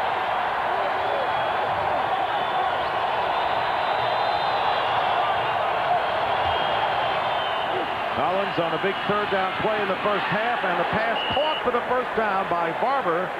And the Giants keep it going as the clock runs, and the timeouts will be critical, and they will use one of them right here. So with 37 seconds remaining, the Giants now left with 1 timeout. But this has been a strange kind of game, and I'll have to say this, even though the Redskins have shot themselves in the foot most of this half, the Giants seemingly are taking advantage of every time they have. That's the big thing. They have taken advantage of that. And you'll see a game where the opposition is making mistakes, yet you don't do anything with that. The Giants this afternoon have done everything right when the Redskins have self-destructed. And Steve Spurrier is going to be absolutely furious at halftime. I mean, that last one, 3rd and 29, really, you're still in the football game at 14-3, and to have a breakdown that allows the Giants to maintain possession, if they come away with even a field goal here, I mean, he's going to go ballistic when he gets inside. You had a great point. You said, you know, you don't apologize for being 2-0, but there are things that Steve wanted to fix up, and one of them was the discipline. Too many penalties. Looks like they've got to go back to the drawing board. And even worse this week, some really, really critical penalties that are sustaining drives. First down on the 18 with nearly a half a minute to go, and the pass dropped by Barber. And that may not be all that bad a thing as the clock stops with 33 seconds and 1 timeout remaining. Giants in field goal range. Matt Bryant, who of course has the black cloud over his head for squibbing that kick out of bounds in the final seconds against Dallas on Monday night, has still not missed a field goal this year. He has been very effective.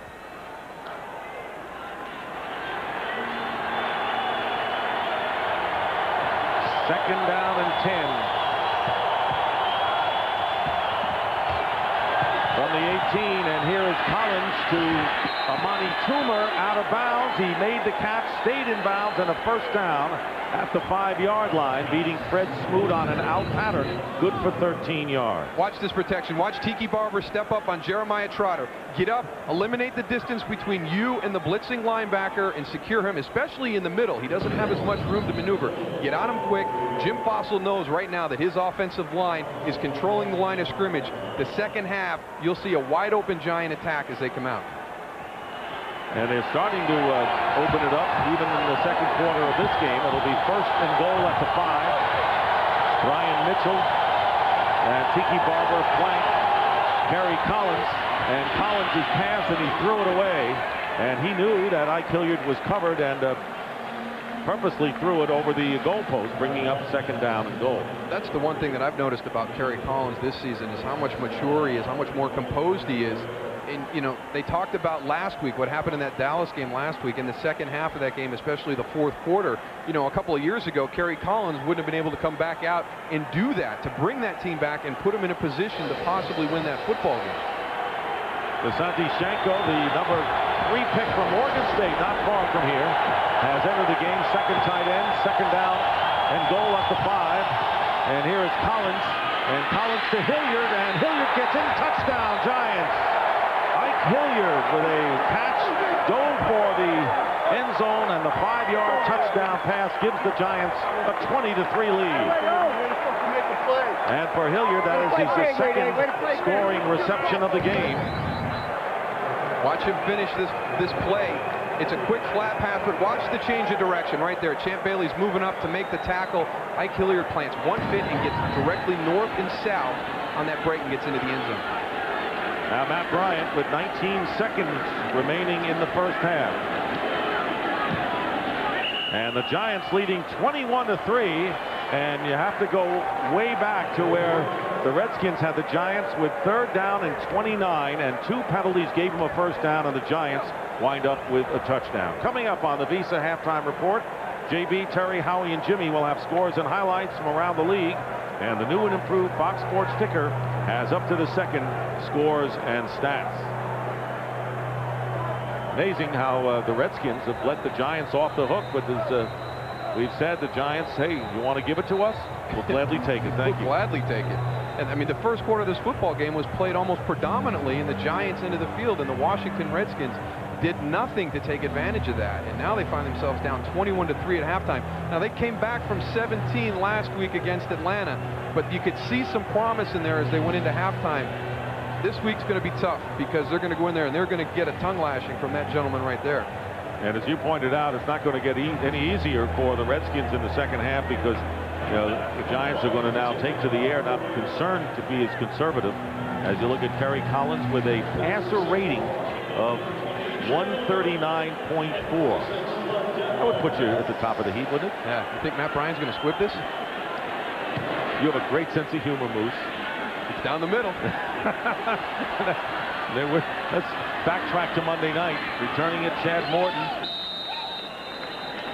Now you tell me. Oh, down the middle, Down the between middle. the hashes. I got it. I got it. See, I mean, we talked about at the beginning, you know, the Redskins apologizing for being 2-0. The Giants found out how hard it is to win a football game on Monday night. They thought they had it. I mean, anything can happen in the football game, and that's what the Redskins have to realize. When they go in at halftime, hey, we're just killing ourselves out there. Let's get regrouped. Let's stop making these stupid mistakes, extending the Giants' possessions. I mean, we're stopping them on third down, and we're giving them the ball back because of our penalties. Redskins will have plenty of time to try to get back in the game, but right now their backs are against the wall at halftime as the final seconds tick off, and that is the end of the first half. With the score, the Giants 21, the Redskins 3. Fox NFL Sunday continues with the Visa halftime report after these messages and a word from your local Fox station. Really going to be this season. The Giants, on the other hand, they had questions to answer themselves, the adversity of the loss on Monday night, but these guys always respond to that. You know, it's kind of a flip side situation. Now it's on the Redskins. What are you going to do in this second half to get back in this football game? Mistakes, penalties, it started really from the first time they had the ball in this game, and facing, of course, a #1 quarterback for the first time this year in Kerry Collins, and he has responded with 3 touchdown passes, 2 to Ike Hilliard and 1 to Amani Toomer. Giants getting the ball as we start the second half with Brian Mitchell returning the kick. And Mitchell coming into a stone wall of white shirts as we take a look at the numbers of the first half.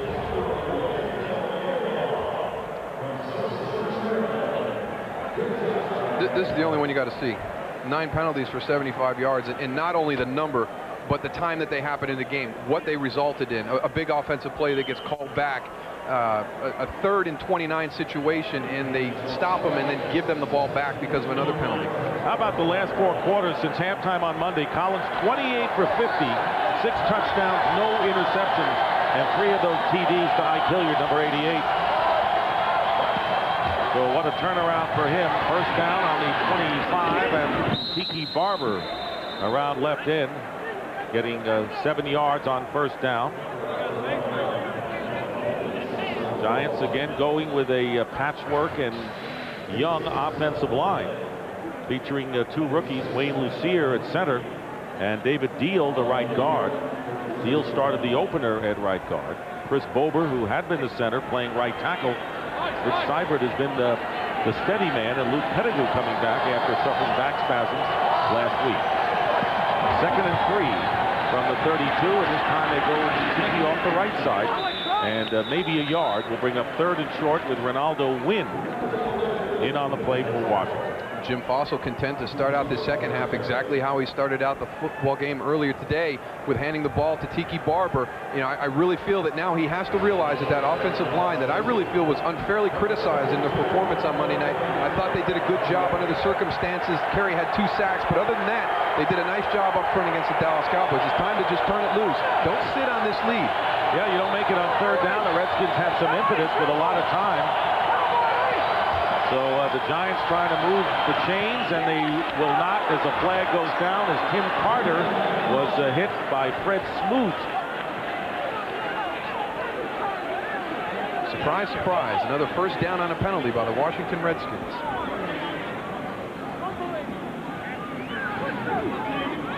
And it'll be on Fred Smoot. I can read Johnny Greer's lips, and it will be a first down on the penalty. Oh, man. Well, the point didn't get across at halftime. I mean, he's all over his back. There's a difference between tight coverage and something you're going to give the official an opportunity to throw the flag. Fred Smoot, and there was some question as to whether he would play after suffering a concussion in practice on Thursday. If he hadn't, the Redskins would have really had to go down deep in the secondary. Meanwhile, the Giants spread it out on first down on the 38-yard line, and here is Collins and Carter making the reception, picking up 5 yards. Here's Kerry Collins, and his throws by distance in this game. It seems to be at his worst when he's under 10 yards. So let the guy air the ball out. He's 7 for 7 when he's 10 yards plus. Enough of these short passes. They seem to be content coming out and attacking Fred Smoot, regardless of what he's doing on the football field today. To have a concussion in the middle of the week and to be on the football field, you're not 100%. So, you know, it's a good job by Jim Fossil to attack him. Let's see how healthy he really is out there. 2nd down and 5 on the Giant 43. 2 minutes into this second half, and Tiki Barber diving will be shy of the first down by more than a yard, close to 2 with Ohalete and Armstead. So once again, the Giants with a 3rd and short. Last time they managed to get the first down on yet another Redskin penalty. Tiki Barber limping off the field. Delvin Joyce in for him. See what... Looks like he might have banged shins with Jesse Armstead at the end of that play. 3rd down and 2. And they have 5 receivers, including Jeremy Shockey, the tight end. 3rd down and 2, and this pass batted down. Good defensive play by Champ Bailey, trying to get it to Amani Toomer, but certainly not trying to extend the defense on that play. Well, Champ Bailey only gave up 1 touchdown last season. He's given up 2 this afternoon. He's got a lot to prove in this second half.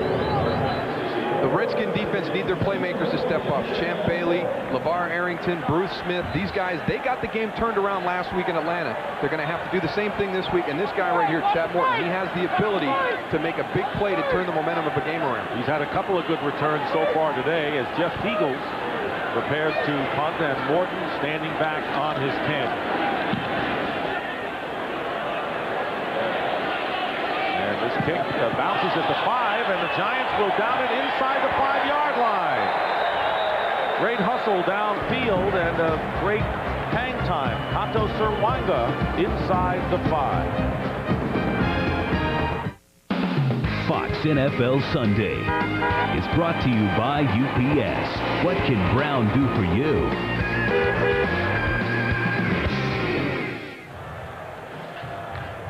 Early here in the 3rd quarter, the Giants in front 21-3, and Jeff Teagles already paying dividends. Coming over from the Seattle Seahawks. The Redskins will begin from the 3-yard line. Trailing 21-3. And the audible, and the Giants moving in, and let's see whether a false start will be called against the Redskins, which would be half the distance. False start. 76. John Jansen. Offense. What do they talk about at halftime, Darrell? Have any idea? I thought they probably would like to have eliminated some penalties in the second half, but so far each side of the ball has started the game with a penalty in this half. 1st and 11. Back on the 2. Hand off to Sean Candidate, and Candidate barely gets back to the line of scrimmage. Knocked down maybe to the 1. And the Giants close it off. So this is getting interesting. 2nd down and 12 from the 1-yard line. Lance LeGree playing in place of Keith Jackson, filling the gap there. The Giant defensive line does a good job of getting some surge. They bottle everything up. Sean Candidate does a nice job of getting out of the end zone to prevent the safety, because there was not a whole lot of running room right there. Redskins have been hit with 11 penalties for 80 yards. Not a 2-0 team. 2nd and 12, and the handoff to Candidate, who's got the speed, finds an opening and brings it out to about the 7-yard line, with Sean Williams making the play. So 3rd down coming up, 3rd and long for the Redskins. And this becomes a pivotal play for the Redskins here. Otherwise, they face punting from deep in their end zone, giving the Giants, who have the 21-3 lead, great field position. 3rd and 7.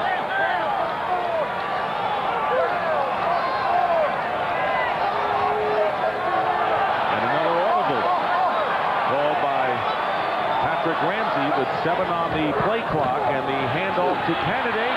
First forward, and Trunk Candidate should have the first down. It'll be close. It was Brandon Short who made the tackle. Very close to the first down is Candidate, and the Redskins getting out of severe danger. They were backed up to their own 1-yard line. There's a gap right there. That's what Patrick Ramsey saw. That's why he audibled at the line of scrimmage. Brian Johnson and Randy Thomas do a good job getting around that hole, moving people out of the way. That's a huge play right there. Instead of forcing the Redskins to punt from the back of the end zone, Redskins on the 14, 1st and 10. They're not out of the woods yet, however. And it'll be play action for Ramsey, and he's going deep for Lavernius Coles, and the pass is intercepted by the Giants, and it's Will Allen bringing it back. And Will Allen with a great interception downfield as the Redskins try to go deep, returns it 22 yards, and the Giants get it back in Washington territory. Well, he steals this one from Lavernius Coles. Look at that. What a great interception by Will Allen. So as it turns out, the Giants, they won't get it deep in Redskin territory, but they're there anyway.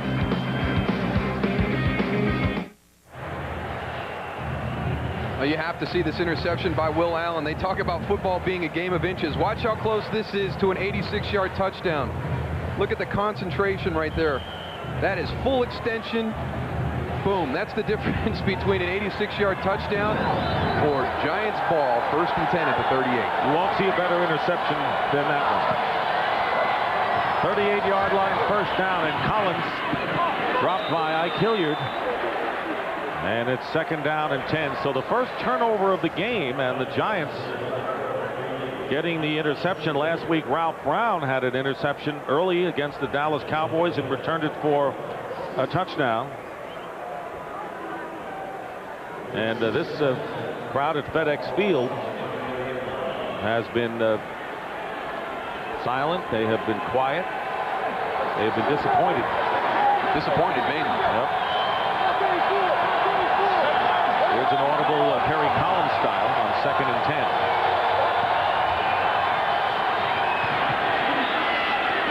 And this pass incomplete. Amani Toomer covered by Champ Bailey. The Giants have an opportunity to throw a knockout punch right now, and you know, they cannot let this get away. I mean, they watched the tape last week. They saw the Redskins come back from 17 down when we thought that they were out of that football game. Will Allen makes a great play, gives the offense the ball in this field position. It's to the mark of a great team. They put away a team at some point during the football game, and you avoid situations like they had on Monday night. You don't want to keep a team in the game, but the Giants somehow have made a habit of doing that. 3rd and 10 on the 38 with 9:42 remaining in the quarter. Crowd getting into it somewhat. And here is Collins going for Shockey, and it's overthrown, and it'll be 4th down coming up. So the Redskins avoid real trouble following that interception. And Jeff Beagles will come in to kick it away. One of the things the Giants have not been able to do, even in their successful years, put away teams. They have had trouble doing that, Darrell, even the good teams that they played and the teams that haven't been as good, and they've let clubs stay in it. And stay on your crossing route and work on it. They're deep on you. Beagles trying to keep it inside the 10. Fair catch by Chad Morton at about the 10-yard line. We'll be back. Redskins ball, trailing the Giants 21-3.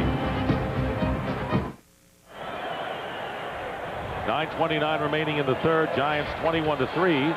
And after early field position for the Redskins, in which they only got the field goal from John Hall, this is the 5th straight possession that the Redskins have started from the 20-yard line or in. This one at the 11. Liddell Betts is the setback for Patrick Ramsey, but it's going to be pass all the way. And Ramsey goes underneath to Liddell Betts. And Betts in the open field can be a little tricky, too. Picks up the 1st down for the Redskins, a 14-yard pickup to the 25. I'm really impressed with Liddell Betts.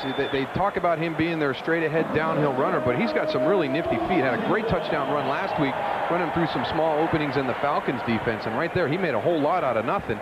That's just a little check down. Patrick Ramsey being smart with the football, and Liddell turns it into a 1st down. That second leading rusher coming in has actually carried a few more times than Ron Kennedy. And here is Betts again, and he's tough to bring down. You saw the Giants try to grasp him as a flag flies. 3-yard pickup for Betts. Michael Strahan bringing him down.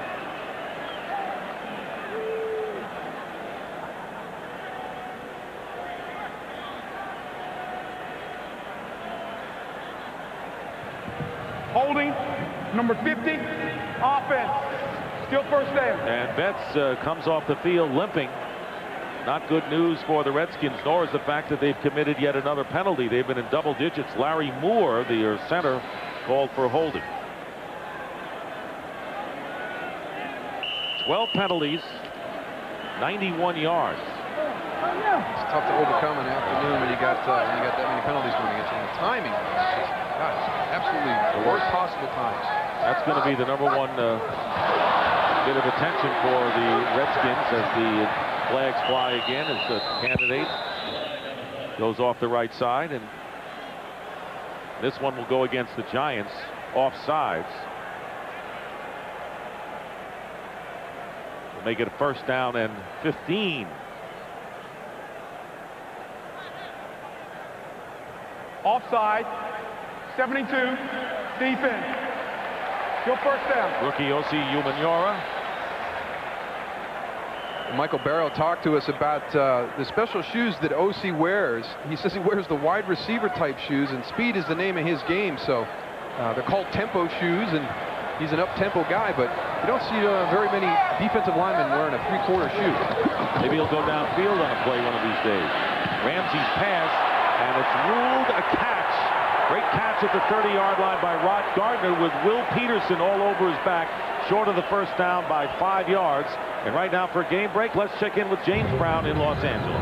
Hey, Dick, not good news for St. Louis. Take a look at Marshall Faulk on this play right here at the start of the 3rd quarter in that pile there. He fell awkwardly on his hand. You see him holding the left hand. Confirmed a fractured left hand. Right now, St. Louis nursing a 23-17 lead. Back to Dick Stockton. JB, thank you very much. 2nd down and 5 for the Redskins. That catch by Gardner was his 1st of the afternoon, and Ramsey is trying to force the play in to his tight end, Robert Royal. Throws it incomplete. 3rd down and 5. We have had very few instances, Moose, where we have seen this crowd. I mean, you got to go back to the days of RFK Stadium when it was rocking so much that it would reverberate. I know you were down there playing, but reverberate up in the press box. And this crowd has been so void today, except for their threat early in the game. And once they started making mistakes and then committing penalties, this crowd is just sitting and watching as if they were at the opera. Yeah, the Redskins haven't given them much to cheer about this afternoon. No, 3rd down and 5. This is not a home field advantage by any stretch for the Redskins. From the 30-yard line, here's Patrick Ramsey, dumps it off to Liddell Betts. Cuts inside, 1st down. Betts made a good play. Dhani Jones brings him down, but not before a 9-yard pickup, and they move the chain. Oh, you talk about great vision by a running back. Patrick Ramsey stepping up into the pocket, moving to his right, finds Liddell Betts all the way to the left side of the field, and in the last second dumps the ball off. Watch here as he drops back, the play breaks down, everybody's covered. He starts to move to his right, and then at the last second out of the corner of his eye, he sees Liddell Betts breaking into the open. Patrick Ramsey has gotten good protection for the most part in this game. 1st and 10 at the 39-yard line and up the middle, and Royal can't hold on to it again. So Robert Royal, who is a rookie, replacing Zeron Flemister. And they flag down and the signal that it may be a personal foul, roughing the passer against Patrick Ramsey. Personal foul, roughing the passer, 94, defense. And a penalty against William Joseph, the other Giant rookie up front, and a 1st down for Washington. Well, there's the ball being delivered. It's actually that he went to the head. He didn't hit him late. He actually went to the head of Patrick Ramsey. You see that forearm come up right into the face. At the other end of this throw, Robert Royal has got to make this play. This is a team that is struggling all afternoon, and somebody's got to step up and make a play besides Patrick Ramsey and Lavernius Foles. And Coles are nobody for the Redskins. 1st and 10, and the slant to Coles. He makes the catch for a gain of about 4 yards with Will Allen on the coverage. As we wind down to 6.5 minutes remaining in the 3rd quarter, 21-3 the score.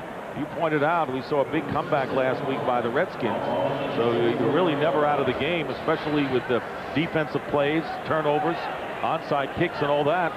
So 21-3, the Giants are hardly safe as the Redskins operate 2nd and 5 in Giant territory at the 41.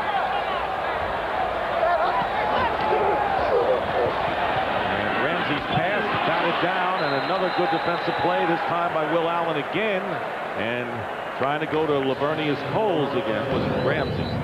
As a cornerback, if you want to play against the best football player, you want your coaches to have the confidence to put you up against their best player and show that you can shut him down during the course of the game. And Will Allen has been matched up with Lavernius Coles quite often this afternoon. You saw the athletic interception. You saw the break on the ball right there. These guys, they don't shy away from strong competition. They want to play against the best to see where they're at. And even more so, forget about comments they make. Everyone's writing and talking about Coles all week. Will Allen is saying, well, I'm going to show what I can do against him. And he has raised his game a notch or two. 3rd and 5 from the 41. And here's Ramsey drilling it down the middle, and the pass is caught at the 15 by Patrick Johnson. So finally, the Redskins find a receiver other than Lavernius Coles to make a big play. 27-yard pickup to Johnson and a first down at the 15.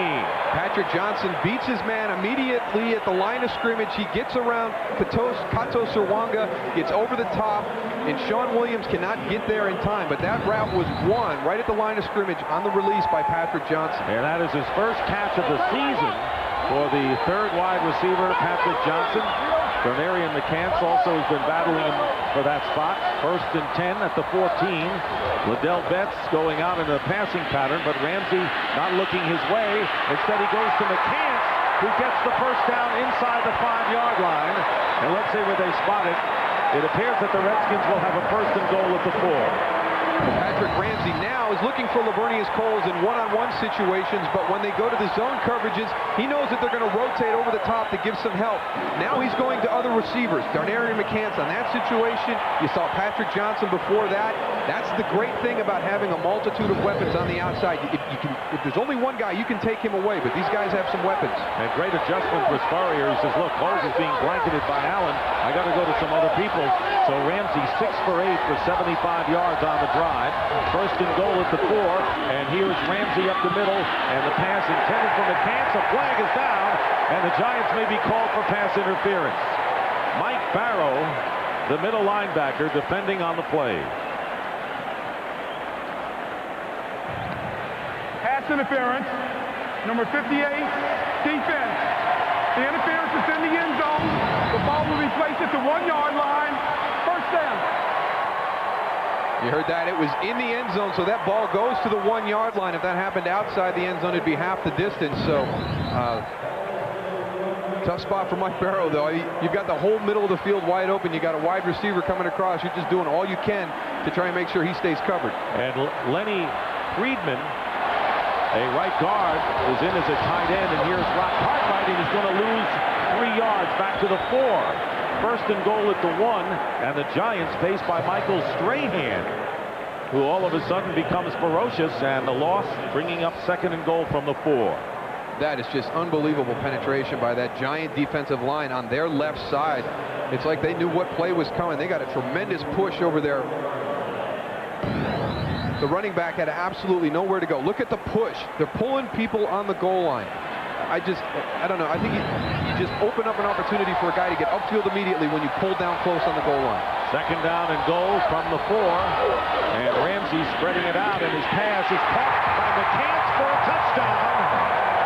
The first touchdown of the day by the Redskins, ending a 21-point unanswered spurt by the Giants. The same matchup that we had earlier on the pass interference call. It's Darnarian McCants versus Michael Barrow. This time he goes over the top, instead try to beat him across his face. Patrick Ramsey finds him in the back corner of the end zone. 2nd touchdown catch of this young season for Darnarian McCants, and John Hall for the extra point. So the Redskins come back with 3:47 on the clock in the 3rd quarter. The Giant lead is sliced to 21-10. Of lines as Brian Mitchell back to return the kickoff as the Giants lead now 21-10, an 89-yard drive, and Ramsey getting terrific protection was 7 for 9 on that drive. The 4-yard touchdown pass to Darnarian McCants. So it's an 11-point game right now with the 3:47 remaining in the 3rd. You don't want to let a team off the mat, and that's what the Giants have done to this point right now. First and 10 at the Redskin 38 after Will Allen's interception. They had a chance to throw the knockout punch, and they didn't do it. And the kick heading over towards Delvin Joyce, who decides to run it out from a yard in. And there's Delvin Joyce trying to turn the corner. And this will be a terrific return as the Giants sent Joyce back there along with Mitchell, something they hadn't done in this game. He returned. One Day is brought to you by Microsoft. Your potential, our passion. And this is the loudest this crowd has been all day. Trailing 20. Smith, he's got that play sniffed out, and he's going to make a tackle about 8 yards behind the line of scrimmage. Good hustle by Luke Pettigrew, peeling back on that reverse to pick off Bruce Smith. 2nd and 4.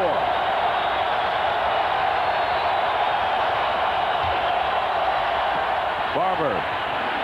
Second effort will get him the first down. Good second effort by Tiki Barber, gets 5 yards. He now has 86 yards rushing on 20 attempts in the game. In the third quarter. I think this team thrives on adversity. I mean, they absolutely thrive on it. They've been floundering around the whole second half. They've had an opportunity to put this thing away, and they don't do anything until the Redskins get back in the football game. That's the way they play their seasons. They got to learn to be a front runner. They've got enough talent to be a front runner. First down on the 44 of the Giants. Here is Collins. Good catch by Hilliard and wrestled out of bounds by Smoot. And close to the first down in Redskin territory at the 46-yard line. Maybe short by a half a yard. Fred Smoot wanted a face mask penalty at the end of that play, but I'm pretty sure Ike Hilliard did a good job of getting his hand off of it. Once he got his hand on that face mask, he pulled it off right away. It's only if you leave it there and give it a tug. 5 catches, 44 yards. 2 of those 5 have been for scores for Ike Hilliard, out last year after that tremendous hit in the Eagles game by Brian Dawkins. And this one will go against the Giants. A false start called against the New York Prior to the line. snap, false start, number 67. Chris Bober. Offense. Still second down. So instead of a 2nd and 1, which allows you to do just about anything on that down, now you're looking at 2nd and 6. Giants may be catching up to the Redskins in the penalty department. They have committed 8, only 4 behind the Burgundy and Gold.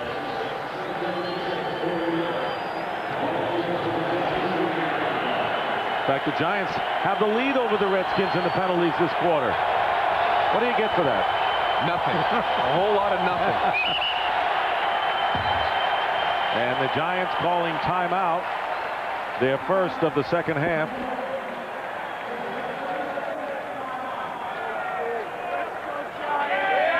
Minute 31 remaining in this third quarter. The Giants, after falling behind 3-0 on a John Hall field goal, ran off 21 unanswered points. All 3 courtesy of Kerry Collins' touchdown passes before Patrick Ramsey hit McCants. Major League Baseball on Fox returns next Saturday, 1 p.m. Eastern, 10 a.m. Pacific, with the final run to the playoffs, including the race for both wild card spots and the National League Central title.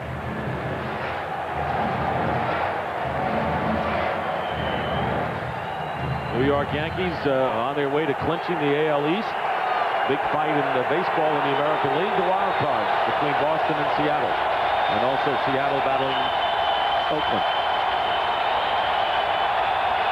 Following the timeout, Giants with 2nd and 6 and an empty backfield and a flag down. The pass is bobbled and caught, but we're going to have another Giant penalty. False start, number 66. And this time it's David Deal, the rookie from Illinois. So the Giants with back-to-back false starts, sandwiching a timeout. And it looks like they're losing something off the wheels a little bit at this point. Yeah, 2nd and 1, now to 2nd and 11. They kind of settled this crowd down before this little series of penalties and got the volume down a little bit, but now they're all juiced up again. I never thought I would ever say that noise would be a factor in this game, but it is.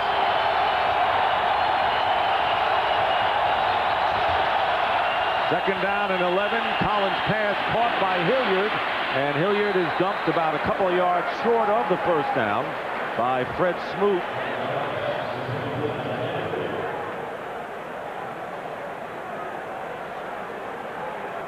Can't say enough about Fred Smoot being on the field today. That's just a gutty performance, and he has done a good job. I'm very surprised. I mean, that was not just a little ding he had during the practice week. He got a good conk on the head, and I tell you what, he has shown no ill effects of it during the course of the afternoon today. That's a heck of a performance by Fred Smoot.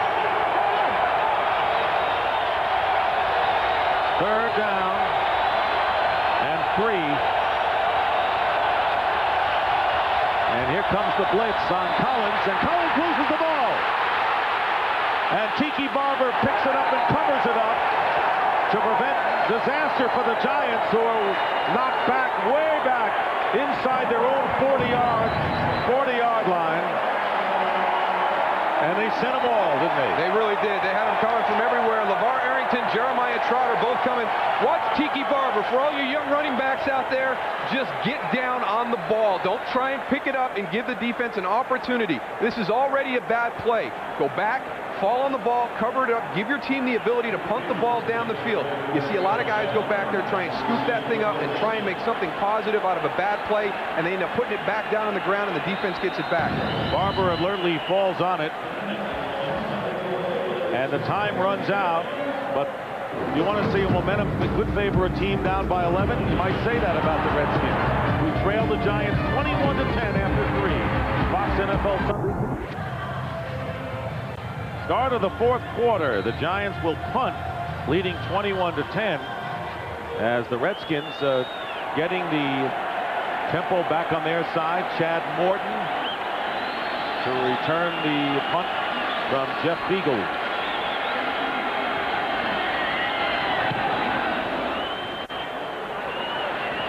Fair catch inside the 20. Tremendous punting by Beagles with no return that time. Fox tonight, be there when America's top comedians team up to headline the 55th annual Primetime Emmy Awards, plus special tributes for Bob Hope and Bill Cosby. Catch it live tonight, 8, 7 Central, right here on Fox.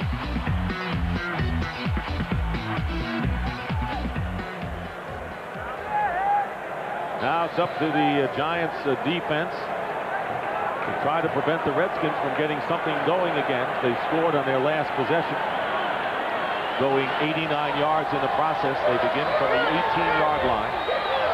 Run candidate is the running back.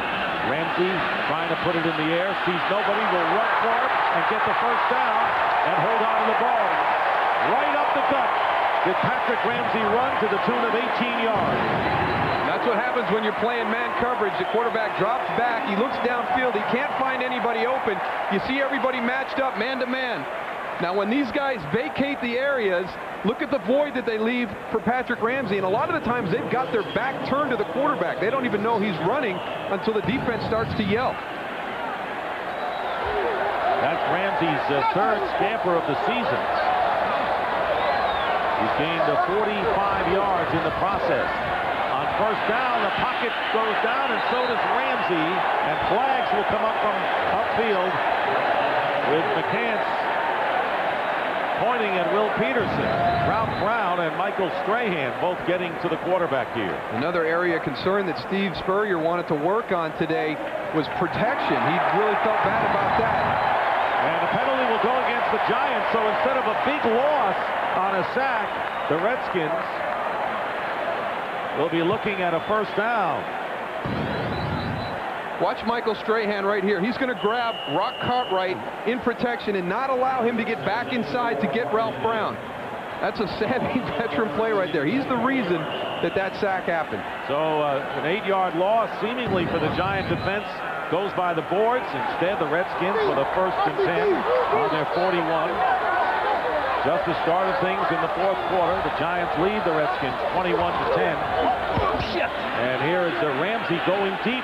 And Ramsey's pass knocked away and nearly intercepted by Johnny Harris, but he ran into Will Peterson, I believe, and had the ball jarred loose.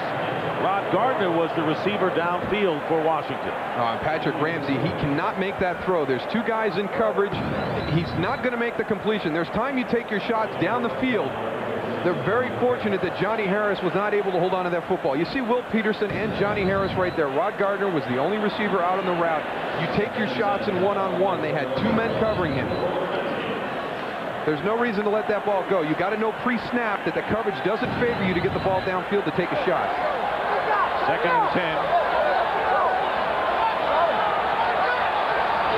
They just get it off in time, and the screen pass to Chad Morton. Morton has some running room. Morton, and he runs into 2 Giant defenders, but not before he gets a huge gain to the Giant 32-yard line. 27 yards on the screen to the former Jet, Chad Morton. Watch Chad come across the formation, baits everybody. Watch him sell right there, finds his way out. Now the speed, but watch the big block coming up near the end of this run. Darnarian McCants, 85, right there. There's a big hit, peeling back.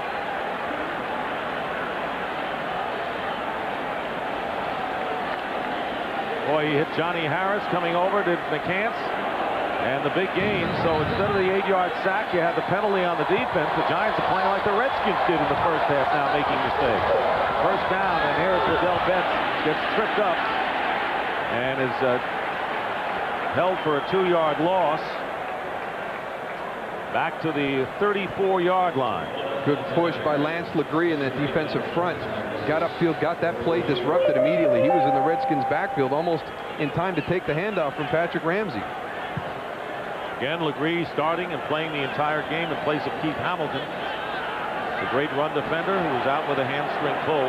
Michael Strahan had a lot of good things to say about Lance Legree. He's a guy who was a backup player last year, but coming in, he says he's gotten stronger. He's more stout inside versus the run. Worked hard in the offseason. He's starting to pay some dividends. It's the Redskins who call the timeout, and we'll be right back. Campbell's Instead by Liberty Mutual. It's more than insurance, it's insurance in action. And by Bud Light. For the great taste that won't fill you up and never lets you down, make it a Bud Light. Alexandria, Virginia. We can show you shots from Virginia, Maryland, District of Columbia. We can go far and wide. Maybe we'll hit North Carolina. North Carolina almost ended up here. Good point. 2nd down and 12 on the 34 after the timeout. Ramsey with time, drills it, and nearly intercepted by Sean Williams, the Giants' strong safety. Sometimes you see throws in this offense, and you're kind of like, what went wrong there? And this offense is built on throwing the ball to a spot and making the onus on the receiver to get back to that spot. So a lot of times there's miscommunication between receiver quarterback. I think Patrick Ramsey just said, that was my fault, Darnarian.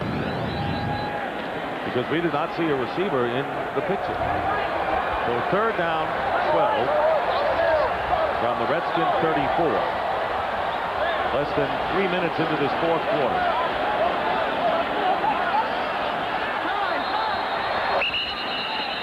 And another whistle, delay of the game against the Redskins.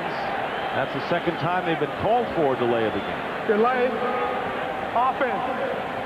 Still 3rd down. Why can't they get their plays out on time? Well, the big thing is because they come to the line of scrimmage with the potential to audible so much. They've got to get in and out of that huddle a lot quicker. You've got to get your initial play to Patrick Ramsey so he can get it called to the huddle, and they can get to the line of scrimmage with at least 15 seconds. So if there is something he wants to change to, he's got plenty of time.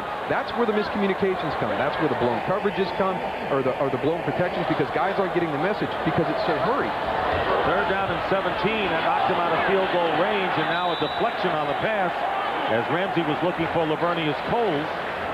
So 4th down coming up, and Brian Barker will come in to kick. It's like when each one of these teams gets right about at the opposition's 40, the whole offense falls apart. I mean, we've seen it from the Giants in the 3rd quarter after Will Allen's interception. The Redskins have really done it pretty much all afternoon. They get to that 40-yard line and they go into brain lock. Mitchell back deep, and Brian Barker to kick it, and this one heading for the end zone, and they cannot keep it in play, and it'll be the touchback with the Redskins taking over, or the Giants that is, on the 20-yard line. 39-yard kick. Moose, the Redskins defense not playing all that badly, have really tightened it up here in the 2nd half. They really have. You look at that one right there. That's the important one. Washington's 38. That's when the Giants had an opportunity to seal this game, and they went 3 and out. First down, Giants on their 20. Terry Collins handing off to Tiki Barber, and Barber is cut down. Good pursuit by Jermaine Haley, who was out last week with a broken thumb and did not play. And a lot of no-names up front, Darrell. You talk about Polsey, who's a former Giant, and Haley, and Wynn, and Chase, and Golf. A lot of people have not heard of most of those folks. No, that was supposed to be the weak link in this defensive group. We all know about the linebackers. You talk about Fred Smoot and Champ Bailey in the secondary, but everything starts up front. Those guys do a great job of allowing those linebackers to run free and make plays. Second down and 12.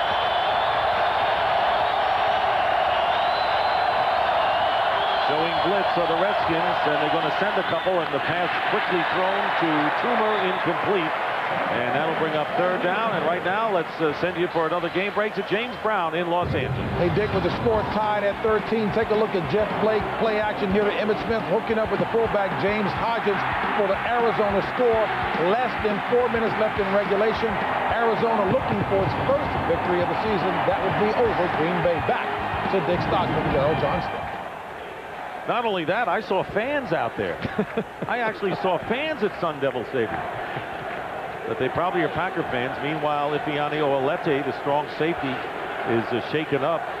Ohalete beat out David Terrell for the strong safety position. Very aggressive player, and will take a timeout and return in a moment.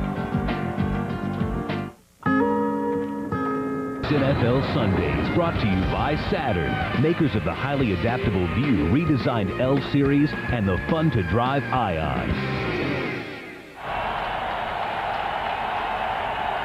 Ohalete running off on his own power, and Andre Lott, number 34, replacing him at strong safety. Third down and 12 for the Giants. Collins out of the shotgun from the 18. And pressure on Collins again, but it's picked up by the Giants, and his pass tipped incomplete. And it's the old matchup again of Bailey on Toomer, and the Giants will have to punt. Good coverage by Champ Bailey on Amani Toomer. There's a flag down, and we may have a hold as Barber gets up slowly. Illegal hands to the face. Number 77, offense is declined. Fourth down. That was good coverage by Champ Bailey on the outside, but also a good job by Amani Toomer making sure that that ball was not intercepted. Luke Pettigrew gets hands to the face.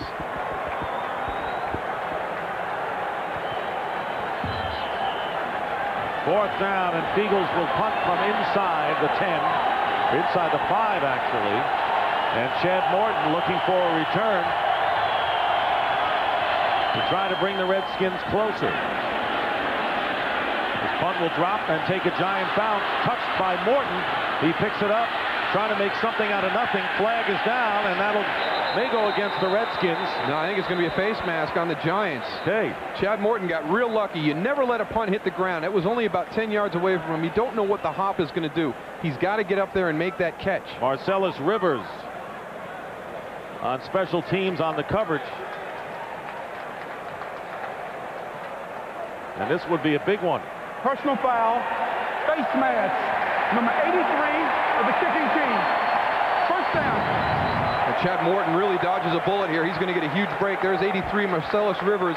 The hand gets up, gets caught on the face mask, and he doesn't let it go. That's why you got the 15-yarder. And the report on Ohalete, lower back strain. They don't know whether he'll be back. But you know one thing, on a game in which we've had 24 penalties and almost 200 yards marched off, the Redskins find themselves on the Giant 49. Plenty of time remaining, nearly 11 minutes in the fourth quarter with a first down. Play action for Patrick Ramsey. Trying to find a receiver, and he does. It's Lavernius Coles, who spins his way to a first down to the 35. Pickup of 13. Nifty play by Coles after the missed tackle by Allen and Peterson. Patrick Ramsey does a nice job at checking down to Lavernius Coles because he wanted Rod Gardner deep down the field, but he stumbled on his break. And there's that ability to run after the catch that Lavernius Coles learned when he was a running back in college.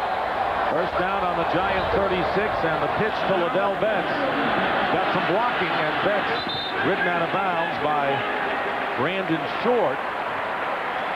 And a gain of 5 on first down.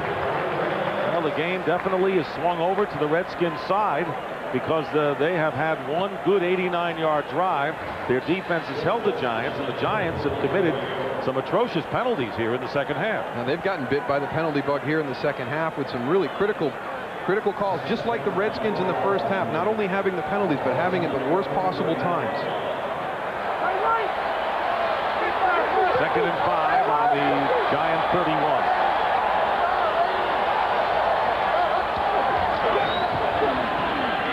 Ramsey, pump fake, and going deep to McCants. And let's see if he was out of bounds. He was out of bounds, covered by Sean Williams downfield, going for 6 that time. You see at the end of this play, the crowd wanted a penalty, a little bit of contact. Well, what a heck of a catch by Donarian McCants. Great concentration. Even though both his feet were out of bounds in the end zone or out of the end zone. Yeah, there goes the crowd. They just saw the replay here at the stadium. It looked like there was some contact. The question is whether that ball was catchable in play. Are they on a 7-second delay here like they do on radio shows? Third down and 5. And the slant to Coles. He drops it as he was hit simultaneously by Will Allen. So fourth down coming up, and John Hall will come on to attempt the field goal. Hall had a 53-yard attempt that hit the upright and missed after connecting on a 42-yarder to start the scoring today. This will be a 49-yard field goal try with Barker, the punter, holding. This would make it a one-possession game with a 2-point conversion. So this is a big kick for John Hall. And Hall's kick, a line drive kick, it's no good. So John Hall has missed 2 out of 3, and the score remains 21-10 with 9:28 remaining. Bruce Reed giving kudos to his special team.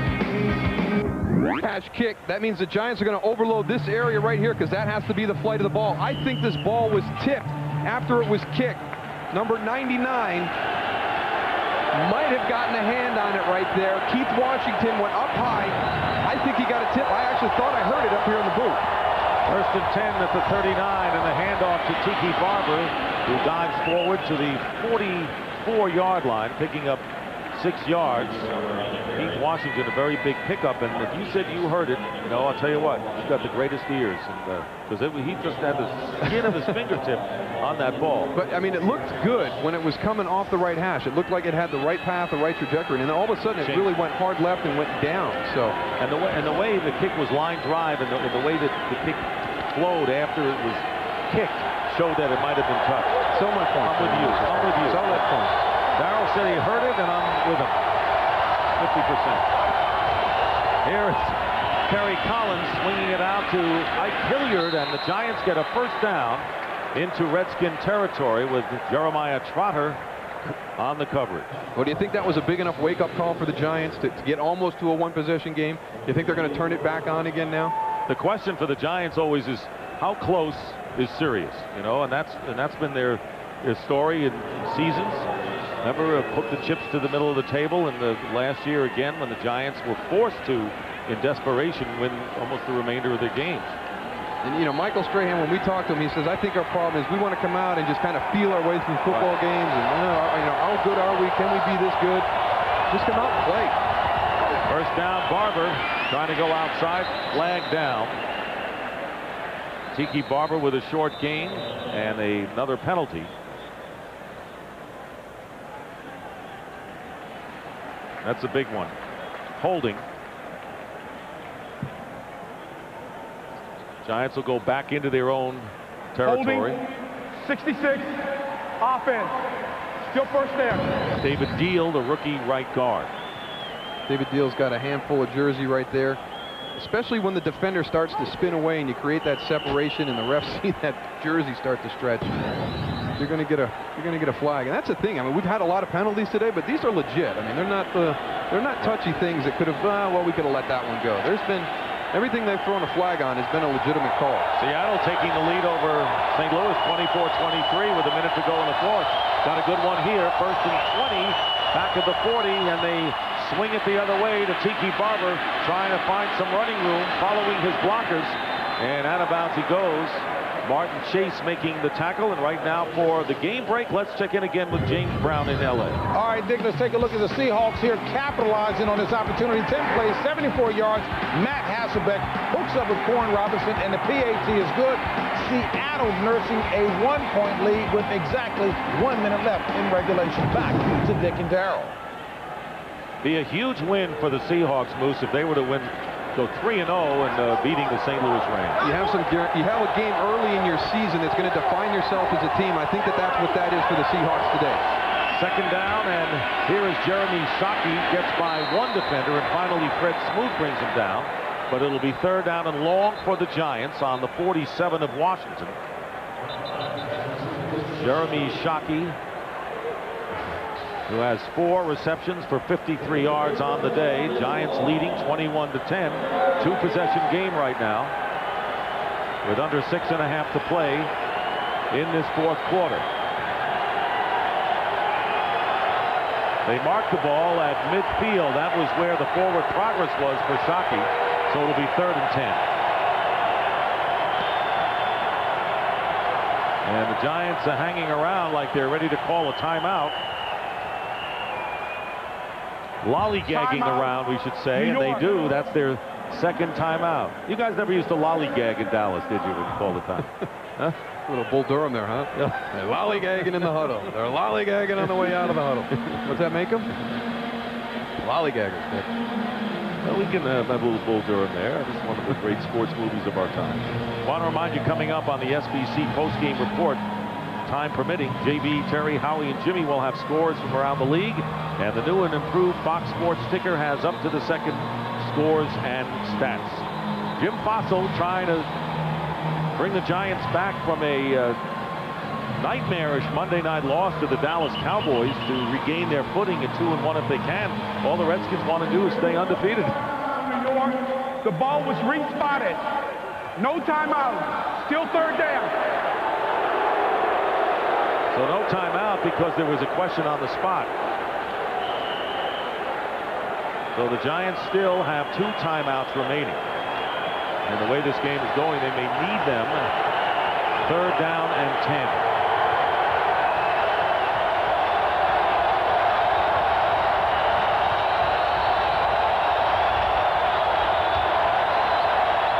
Pressuring Collins, fires it up for Hilliard, and the pass knocked away in a flank. Fred Smoot defending against Hilliard, knocked it away, and let's see if there was contact. And we are going to have a pass interference call against Fred Smoot, and he is enraged. And the Giants get a big break, and they'll have a first down deep in Redskin territory. Regardless of what this call is. Number 41, defense. He actually called it on Matt Bowen, not Fred Smoot, so we'll check into the play. This is an unbelievable throw by Kerry Collins. He's backpedaling the whole way, throws it a mile in the air and floats it down there. Sure, there's contact right before the ball gets there, Dick. You were right, it's on 21, Fred Smoot. But that throw by Kerry Collins was unbelievable.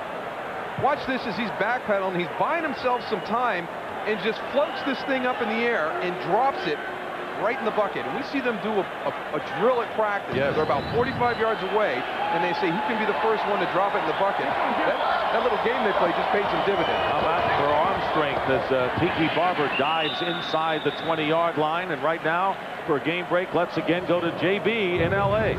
All right, show you how Arizona comes up with its first victory of the season. Brett Favre back looking in the end zone, picked off by Dexter Jackson, formerly, of course, of the Tampa Bay Buccaneers. So Green Bay drops to 1-2, fall into Arizona. The Cardinals pick up their first victory of the season, 20-13. Dick and Darrell. A shocker. A shocker. And it was supposed to be 103 degrees in Arizona today, so. Well, it's 103 degrees in the Packer locker room right now, I'll tell you that. On Mike Sherman's forehead. Second down and 5, and Barber going nowhere. Ducks down in the middle. No gain on the play. Under 5 minutes remaining in the fourth quarter. The Giants leading 21-10 and getting themselves in the worst at field goal range here.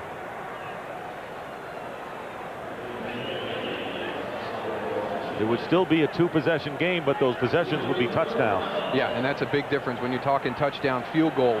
which is where they're at right now.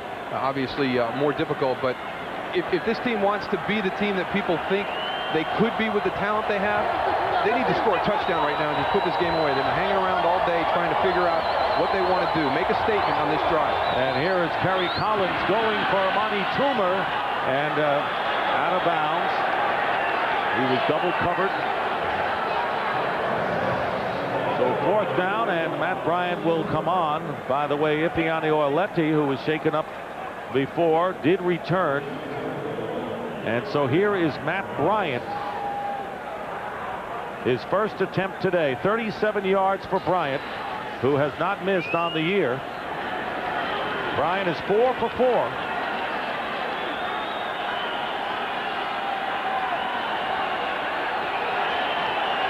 Bad snap, and Bryant's kick, and the kick is no good, off to the right. You saw the snap come into the holder, and Bryant misses. Carson Dock, who is the long snapper. Let's take a look at the warm-ups. Got a little bit of pull on that one. A little bit of pull on that one. Sometimes practice makes imperfect. And that was a little push on that one. A little push. You know what? There was a lot of movement before that snap, too, on the kick. And Jeff Fiegels got up immediately and went to the official. Very surprised that I didn't see a flag one way or the other on that call. There was a tremendous amount of movement with the Redskins and the Giants before that ball was snapped. So the first miss of the year for Matt Bryant, and it gives the Redskins some hope on the 27-yard line. 1st and 10, trailing by 21 to 10. And here's Ramsey, and Ramsey dropped by Rod Gardner. That pass would have been a 1st down and then some, and Gardner just couldn't hold it. That's a bad drop for Washington. Yeah, he's looking to turn up the field before he's got the ball. You got to look it all the way in and secure that catch. 9 times today have the Redskin receivers dropped passes. Go back and take a look at this field goal. Look at all the movement before the snap. LeVar is moving. I don't know, maybe I was just seeing things before. I don't know. I guess it was just the linebacker level. They're off the line of scrimmage. It looked like it was just LeVar and Jesse and Jeremiah Trotter trying to get the push. But that snap was not in an ideal position. 2nd and 10. Ramsey completes to Ladell Betts. That's a good block. Oh, great. And look at Ladell Betts down the sideline and out of bounds inside the Giants 40. Big catch and run for Ladell Betts. That's a 34-yard pickup and a good block by Rod Gardner downfield. And the Redskins threatening with just under 4 minutes on the clock. Give the old rope-a-dope to Will Peterson. I think Will Peterson thought he was going to run out of bounds. He planted the foot and made it cut back inside. Probably got an additional 15 yards down the sideline. He starts to go inside, gets back out. Here comes Rod Gardner in with the block right there. But watch right here. I think Will Peterson thought he was going to run out of bounds, and he over-pursued him. 1st and 10. Redskins on the Giant 39-yard line. And here, under pressure, trying to ad-lib, and the pass out of the backfield to Betts is knocked down by Mike Barrow. 2nd down coming up, 3:48 remaining on the clock. Redskins have 2 timeouts remaining.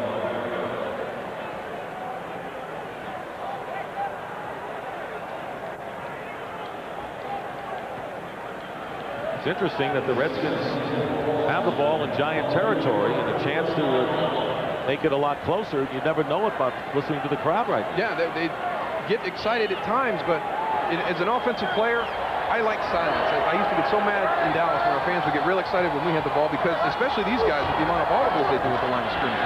2nd and 10. Ramsey pass. He's tried to go to Gardner. Nowhere near him. So now 3rd down and 10 for Washington. Back in Dallas, I used to do the wave when the offense was on the field. It used to drive me crazy. I mean, we're trying to do check with me's at the line of scrimmage, and the whole crowd is up. And, you know, defensively, when Bruce Smith is out there and he's getting those guys up on his feet, you know, the crowd gets up. You want to create an environment that makes it hard for the opposition's offense to communicate. And the Giants are going to use a timeout right now. You saw the number on Gardner, only 1 reception today. So it's been, you know, they haven't really had those 2, what they call the Thunder and Lightning receiver tandem working today in Gardner and Coles. But he had that great touchdown catch called back early in the 1st quarter. Then he had a critical drop on the play earlier in this series. Giants had 12 men in the huddle, and so rather than take the penalty, they used their second timeout.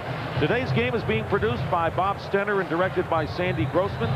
As we pay kudos to our technical and production staff, the Associate Director, Charles McDonald, the broadcast associates, Wayne Wilson and Michael Peoples.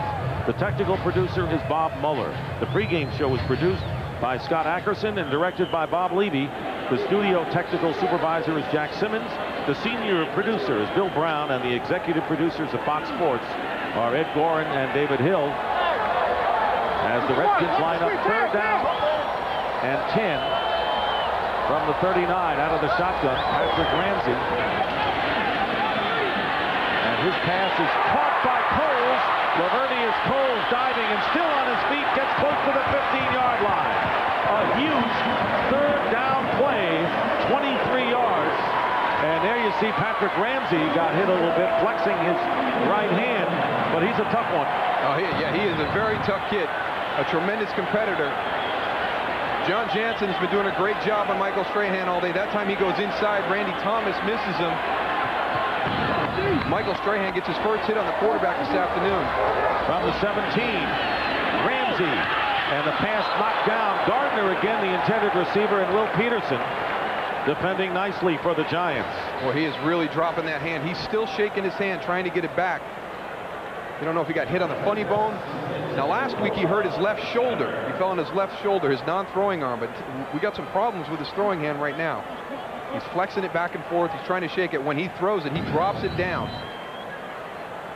See the end of the play. Here comes Michael Strahan in right there. He puts it out and falls on it very funny. Second down. Right there, right as he gets up, you can see him. It kind of actually looked awful limp from the elbow down. Second and 10. Still on the 17.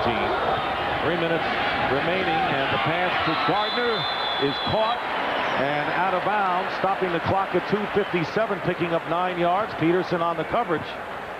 Remember, in a two-possession game, the Redskins don't necessarily need a touchdown right here. The 3 could be the sure thing, and they want to get something, so they don't need a touchdown. No, but they have to. Yeah, exactly. You've got to take points because you're a two-possession game right now. You know, don't do something that takes that advantage away from coming down on the next series where you're still alive. So. But they're close enough to get 6. On the 8-yard line, third down and 1. Play action for Ramsey, and the pass to the 5-yard line to Patrick Johnson. First and goal at the 1. Patrick Johnson with his second big reception of the game, and a hurry-up offense now with 2:42 to go. This is Steve Spurrier's requirements for the QB. You look at number 1, courage in the pocket. He's got it with this kid right here. This is just an incredible display of courage on this drive. And John Jansen lifted up. Number 76. And a false start.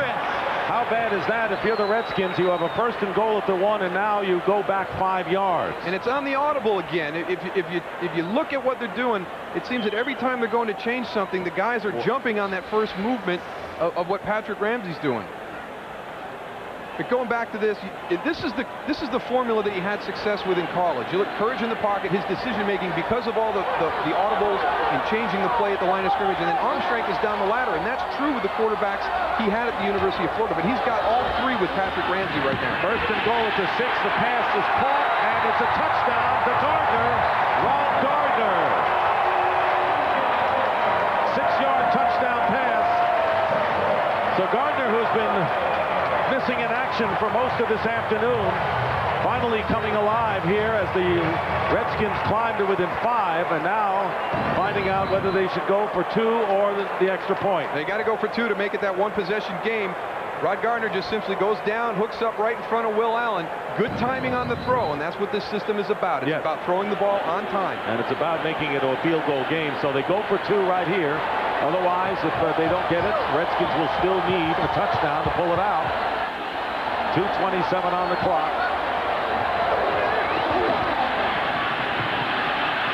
And Ramsey just looking for anyone to be open for him. And his pass caught. Darnarian McCants, and they get the 2 to cut it to 3. This kid is awesome. He is such a competitor. Tell you what, we were impressed with him last year when he came in against Jeff Fisher's Tennessee Titans and riddled them. poise. One of the best compliments I heard was from Wade Phillips last week against the Falcons when we talked to him. He said, the thing that scares me about Patrick Ramsey is when the game is on the line, he makes a play to win the football game. That's an incredible job of extending the play, and good job by Denarian McCann. He gets back into his line of vision. A lot of times these wide receivers, when the play breaks down, they run deep, they run back into corners. He came right into the middle of the field where Patrick Ramsey was working, got into his line of sight, and gave him an open throwing lane to get the ball delivered. 21-18. And what a bit of ad-libbing and heady play by Patrick Ramsey, only in his second year. And watch at the end of the play. Watch what happens. Exposed, boom, another big hit by a defensive lineman. The kid is something special. So it now is, as a result of the two-point conversion, a one-possession game. And Patrick Ramsey, only 5 for 15, 80 yards in the first half, has thrown for nearly 200 in the second with 2 touchdown passes. It was similar last year. You know, they did the same thing last year, but they would take him out of the lineup. Yeah. And Steve Spurrier has decided this year, I'm staying with him. He's our guy. I'm going to leave him in there. The last 2 games, they had struggled in the first half, and Patrick wouldn't have been in there. And both times, he's brought this team back.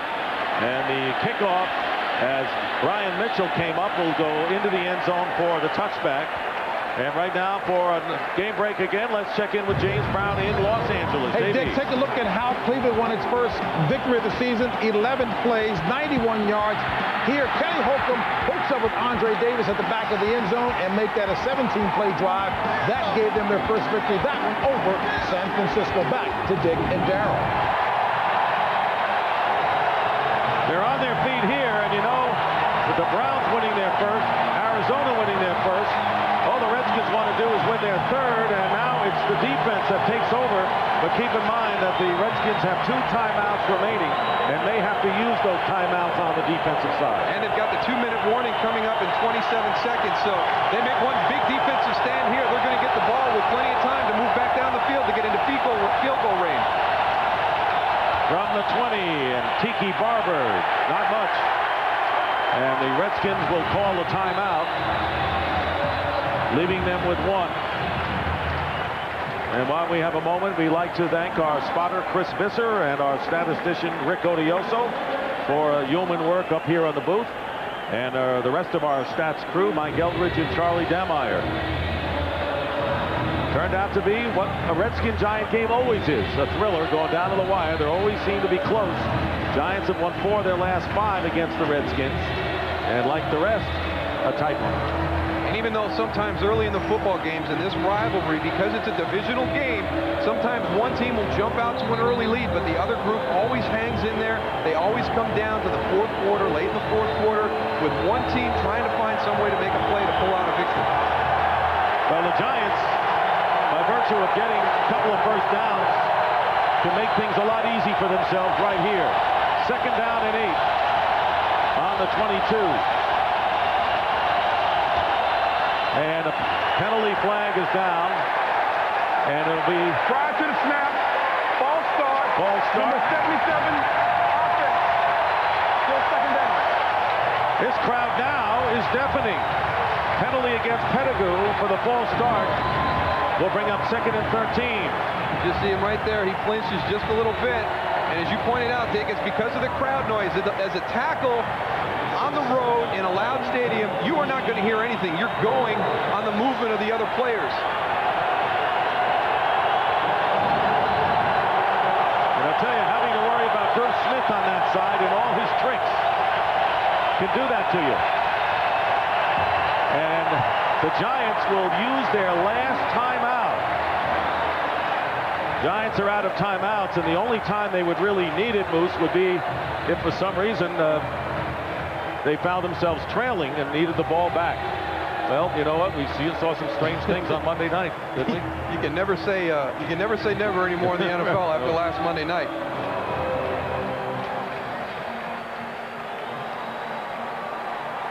Redskins looking to get the ball back. They have 1 timeout left, and they'll have the 2-minute warning as well. By getting the touchdown and the 2-point conversion, needing a field goal to tie.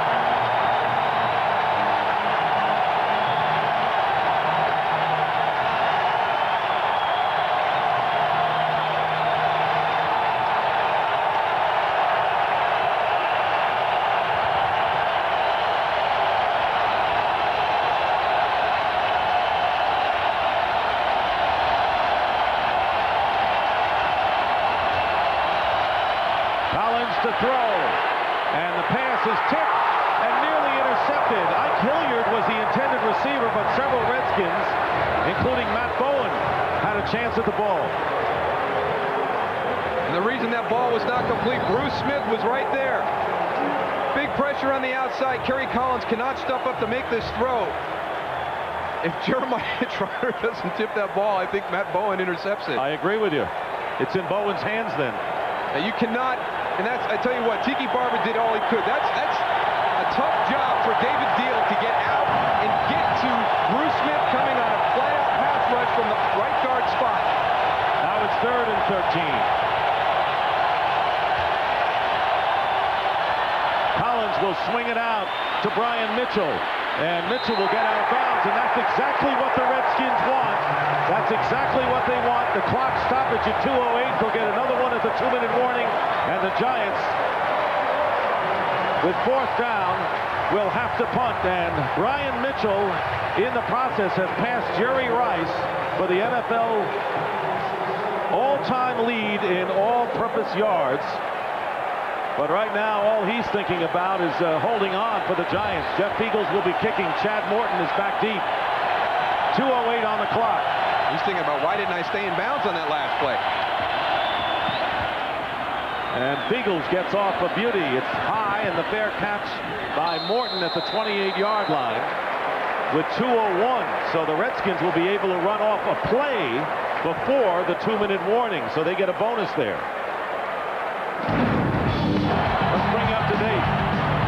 Kerry Collins hitting Ike Hilliard to make it 7-3, and then the big play to Amani Toomer, 54 yards. The Giants looking very solid, led at one point 21-3, but McCants on the touchdown reception, bringing the Redskins back, and then Gardner moments ago, and then the 2-point conversion, cutting it to 21-18. And Collins with 3 touchdown passes, Ramsey with 2 today, and the Redskins with a 1st down on their 28. Needing a field goal to tie. And the pass is caught by Lavernius Coles. He'll run out of bounds just shy of midfield. Huge gain of 21 yards, and the 2-minute warning comes down with 1:53 remaining.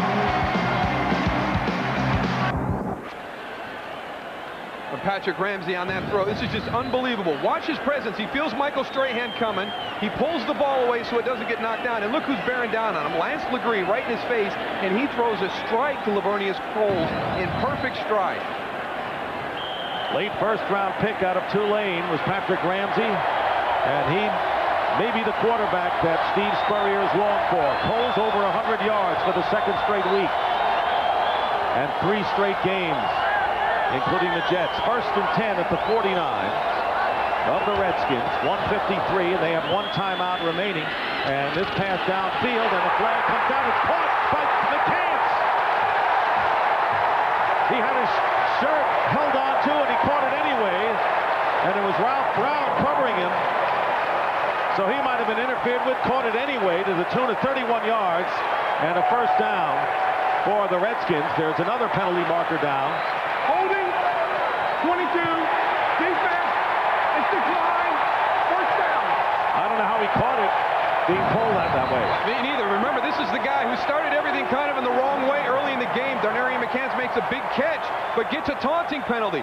Since that time, he has made some huge plays during this football game. A touchdown, the 2-point conversion, and right there, you mentioned it, Dick. Look at the concentration to make that catch.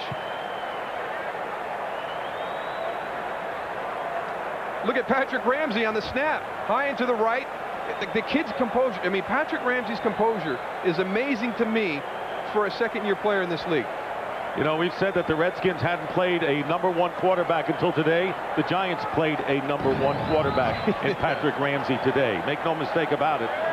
1st and 10 for the Redskins, who are already in field goal range. They need 3 to tie it up. 1:44 to go, and remember, the Giants don't have any timeouts left should they get the ball back and need that possession to win. Ball is on the 19 of New York. Pressure on Ramsey, and he's going to be sandwiched by 3 blue shirts back at the 26-yard line, and it was Sean Williams who came up from the secondary, and the loss will be 4 yards as John Hall starts to limber up on the Redskins sideline. Hall has missed 2 field goals. One was a 53-yarder that hit the upright point, and then he missed the 49-yarder as Moose astutely saw that the kick was deflected by Washington. So Hall is waiting in the wings for the Redskins in a 21-18 game with 1:34 remaining, and now the Redskins using their 3rd and final timeout. So neither team has one. Amazing that this game has come down to this. I mean, the Giants were in control of this. The Redskins, for 2 weeks in a row, I mean, there's points in the football game where you think they're going to just be blown out of the stadium. 17 points down last week, 18 points down this week. They hang in there. They put themselves in the position to win the football game. But the Giants, it's been their tradition. They don't put teams away, and they didn't today. So they're going to have to sweat this one out if they do survive. 2nd and 14. Back on the 23. And the pass caught back to the original line of scrimmage by Lavernius Coles. As the clock runs under a minute and a half to go. 4-yard pickup there at the 19 of the Giants. Neither team has a timeout to use.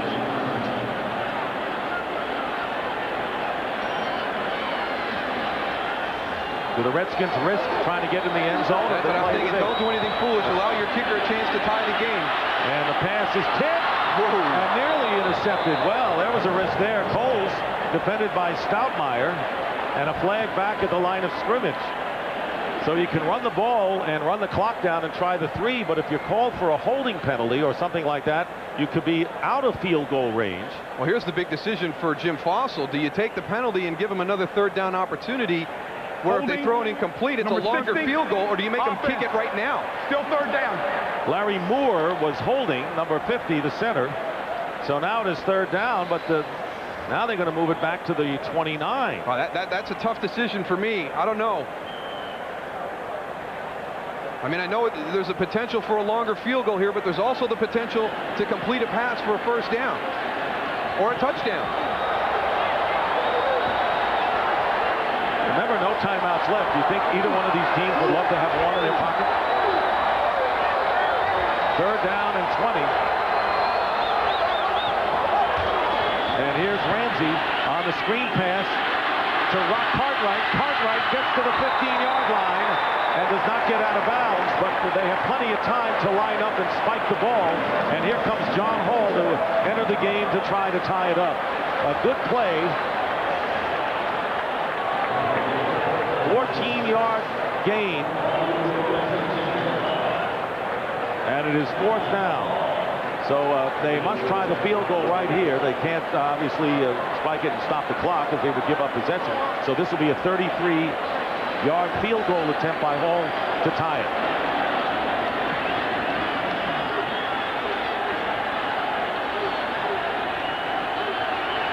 And John Hall's kick ties it up. The Redskins come back for trailing 21-3 and have rallied to tie it up at 21-all with 13 seconds on the clock. I'll tell you what, is this what the Giants season is going to be about, you think? It shouldn't be. There's no way a team of this caliber should allow a team to come back from 18 points down. They had 1st and 10 at the Redskin 38 after Will Allen's interception, and they went 3 downs and out. They got no points out of that. First 4 possessions of the second half of the Giants resulted in punts, and then they missed a field goal. And the Redskins going 6 plays and 57 yards, and John Hall's 33-yarder ties it up at 21-21. But you could sense that the Redskins had momentum early in the second half. The Giants just waited. They didn't do anything to separate themselves. They allowed this team to stay there, and you saw it last week. You watched it on film. And I don't care who was in the lineup or who wasn't in the lineup last week in Atlanta. This team showed a tremendous amount of character and composure coming back from 17 points down on the road in a loud stadium. It doesn't matter who was there dressed. I mean, you got to put a team away. When they're on the ropes, you got to throw a knockout punch and put the game away. John Hall will be kicking off to Brian Mitchell. And Tim Carter also lurking back there for the Giants as well. Mitchell a yard in the end zone. Returning against his ex-team and brings it out to the 25-yard line, and a flag is thrown. 7 seconds on the clock here in the fourth.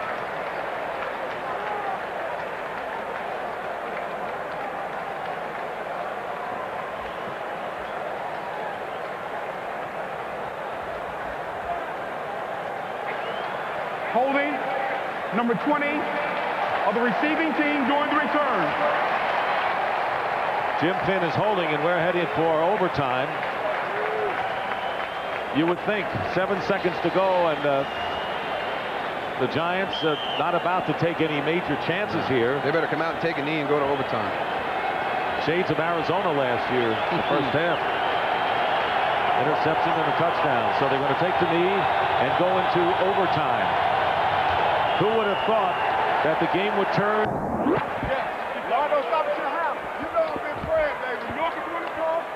New York is one to toss. Will receive. Quarter, 2 timeouts per team. All the replays will come upstairs from the booth, and the first team to score wins. And if there's no scoring in 15 minutes, the game will go in as a tie. A lot of people don't like the overtime rule, stating that you just may get the score as Dallas did last week in overtime. You know what? If you have a good defense, stop them. Yeah, exactly. It's overtime. The rules are the same everywhere. I don't like the college format. I like the NFL. Let's just line up and play another quarter. If the opposition gets the ball in the kickoff and takes it all the way down the field and gets points and wins, they earned it. It's just like you said, stop them. I mean, everybody says, well, it comes down to a coin toss. You know what? You didn't even get a chance to get your hands on the ball. We'll take care of play in the first 60 minutes. Don't get into overtime if you don't like the rules. Well, it's Yogi would say deja vu for the Giants. Again, they played an overtime game Monday night and losing to the Cowboys in heartbreaking fashion at the end of regulation. And you know what? This one up on the list as well. No question about it. They lose back-to-back games like they did against Dallas, and they squander this game today. It'll be very tough for even this team to come back from that adversity. Ball kicking off, and Brian Mitchell returning from 2 yards in the end zone. Mitchell has not had a big return, but there's a flag down, and Mitchell with a big return out to the 38-yard line, but there are penalty markers back down at the 15.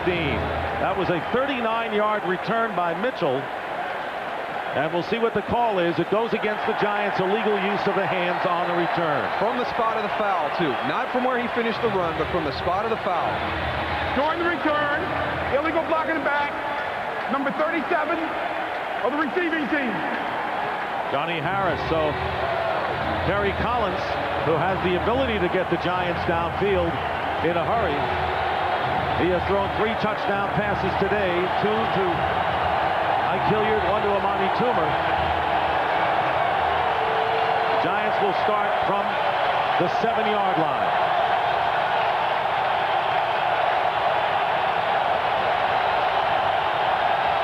Not where you want to start in overtime. Tiki Barber hit at the line of scrimmage and powers his way out to the 11-yard line. Armstead putting the pressure on Collins, a pickup of 4. Tough run by Tiki Barber. There was penetration on the right side. He ran through somebody's arm tackle.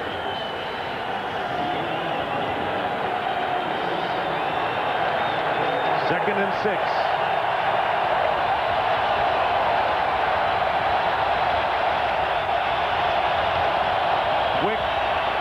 To Amani Toomer, and Toomer has the first down, so the Giants get out of real trouble with a 9-yard pickup to the 20.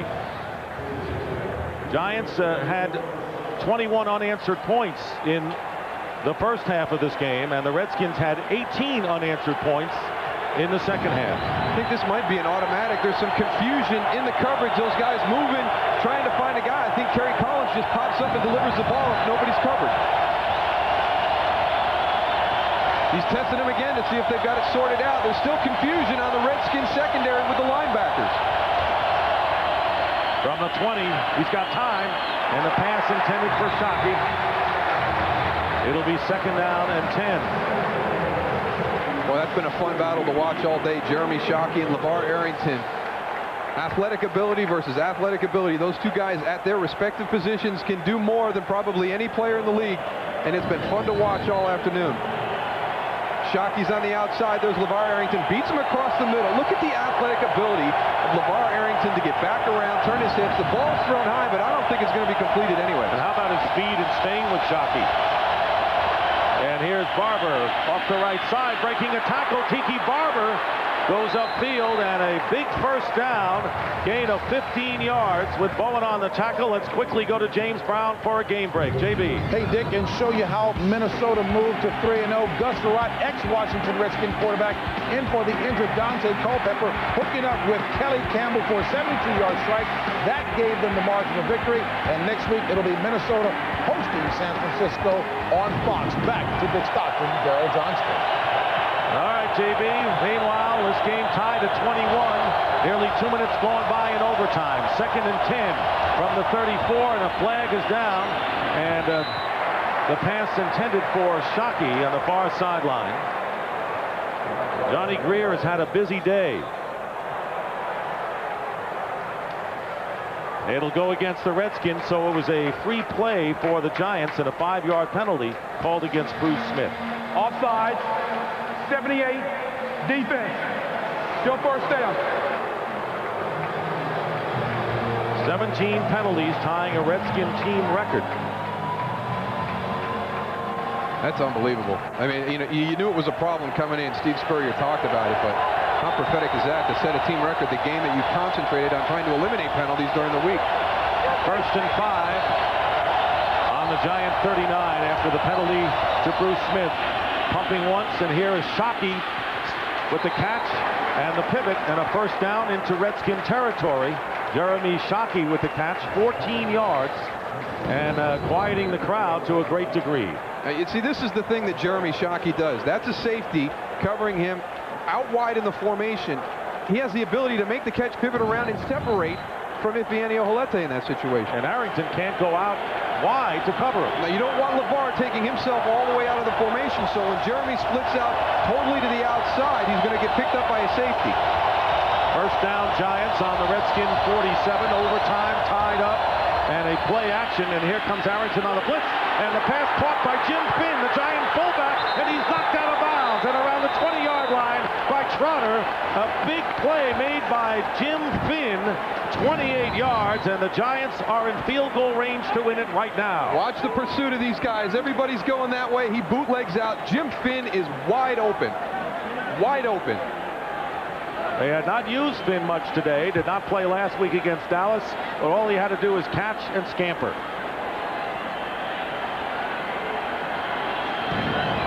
First down on the 20-yard line for the Giants. Already in Matt Bryant's range to win it, and the handoff to Barber for a couple of yards. He came out of the pack and got a first down. He came out of a tunnel and picks up 11 yards inside the 10-yard line. And many of the fans here starting to make their way to the exit so they could read the tea leaves of what's happening here. How did he do this? He must just get lost. He gets behind Chris Bober. Everybody thinks he's down, and then him and Dave Deal just open up a little crease, and he shoots through. Like he just gets in there behind all the blue.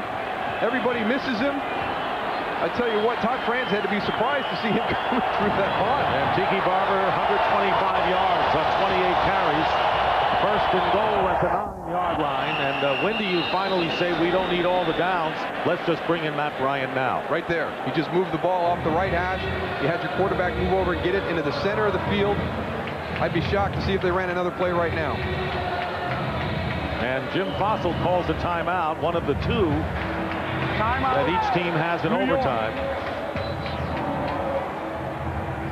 Matt Bryant, who missed a 37-yarder in the fourth quarter, getting the call right now to go on and win it. And right there, he's telling everybody, make sure the snap. This is the lesson that they learned in San Francisco. One of the things that got him into trouble Monday night against Dallas. It's second down. We've got one timeout left. Jeff Feagles, if that ball is not perfect, you call timeout, we reset it, we do it again. I don't want anything going wrong. Explain everything to everybody. He was in the huddle that time. We heard all the miscommunication last week between him and Matt Bryant on the squib kick. I like to see Jim Fossil in there himself personally, making sure everybody was square. Carson Dock will be the snapper. Jeff Feagles the holder. This will be a 29-yard attempt. See if the Redskins call a timeout to try to ice Bryant.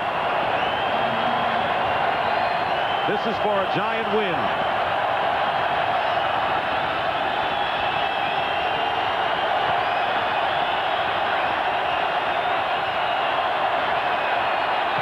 And the kick. Jeff Feagles did a great job. And the Giants win it 24-21.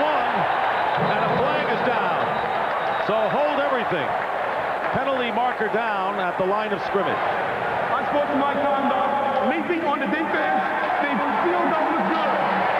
So the Giants win it in overtime, and Matt Bryant, who was a GOAT last Monday night with the squib kick that went out of bounds, allowing Dallas to come back and eventually tie and win.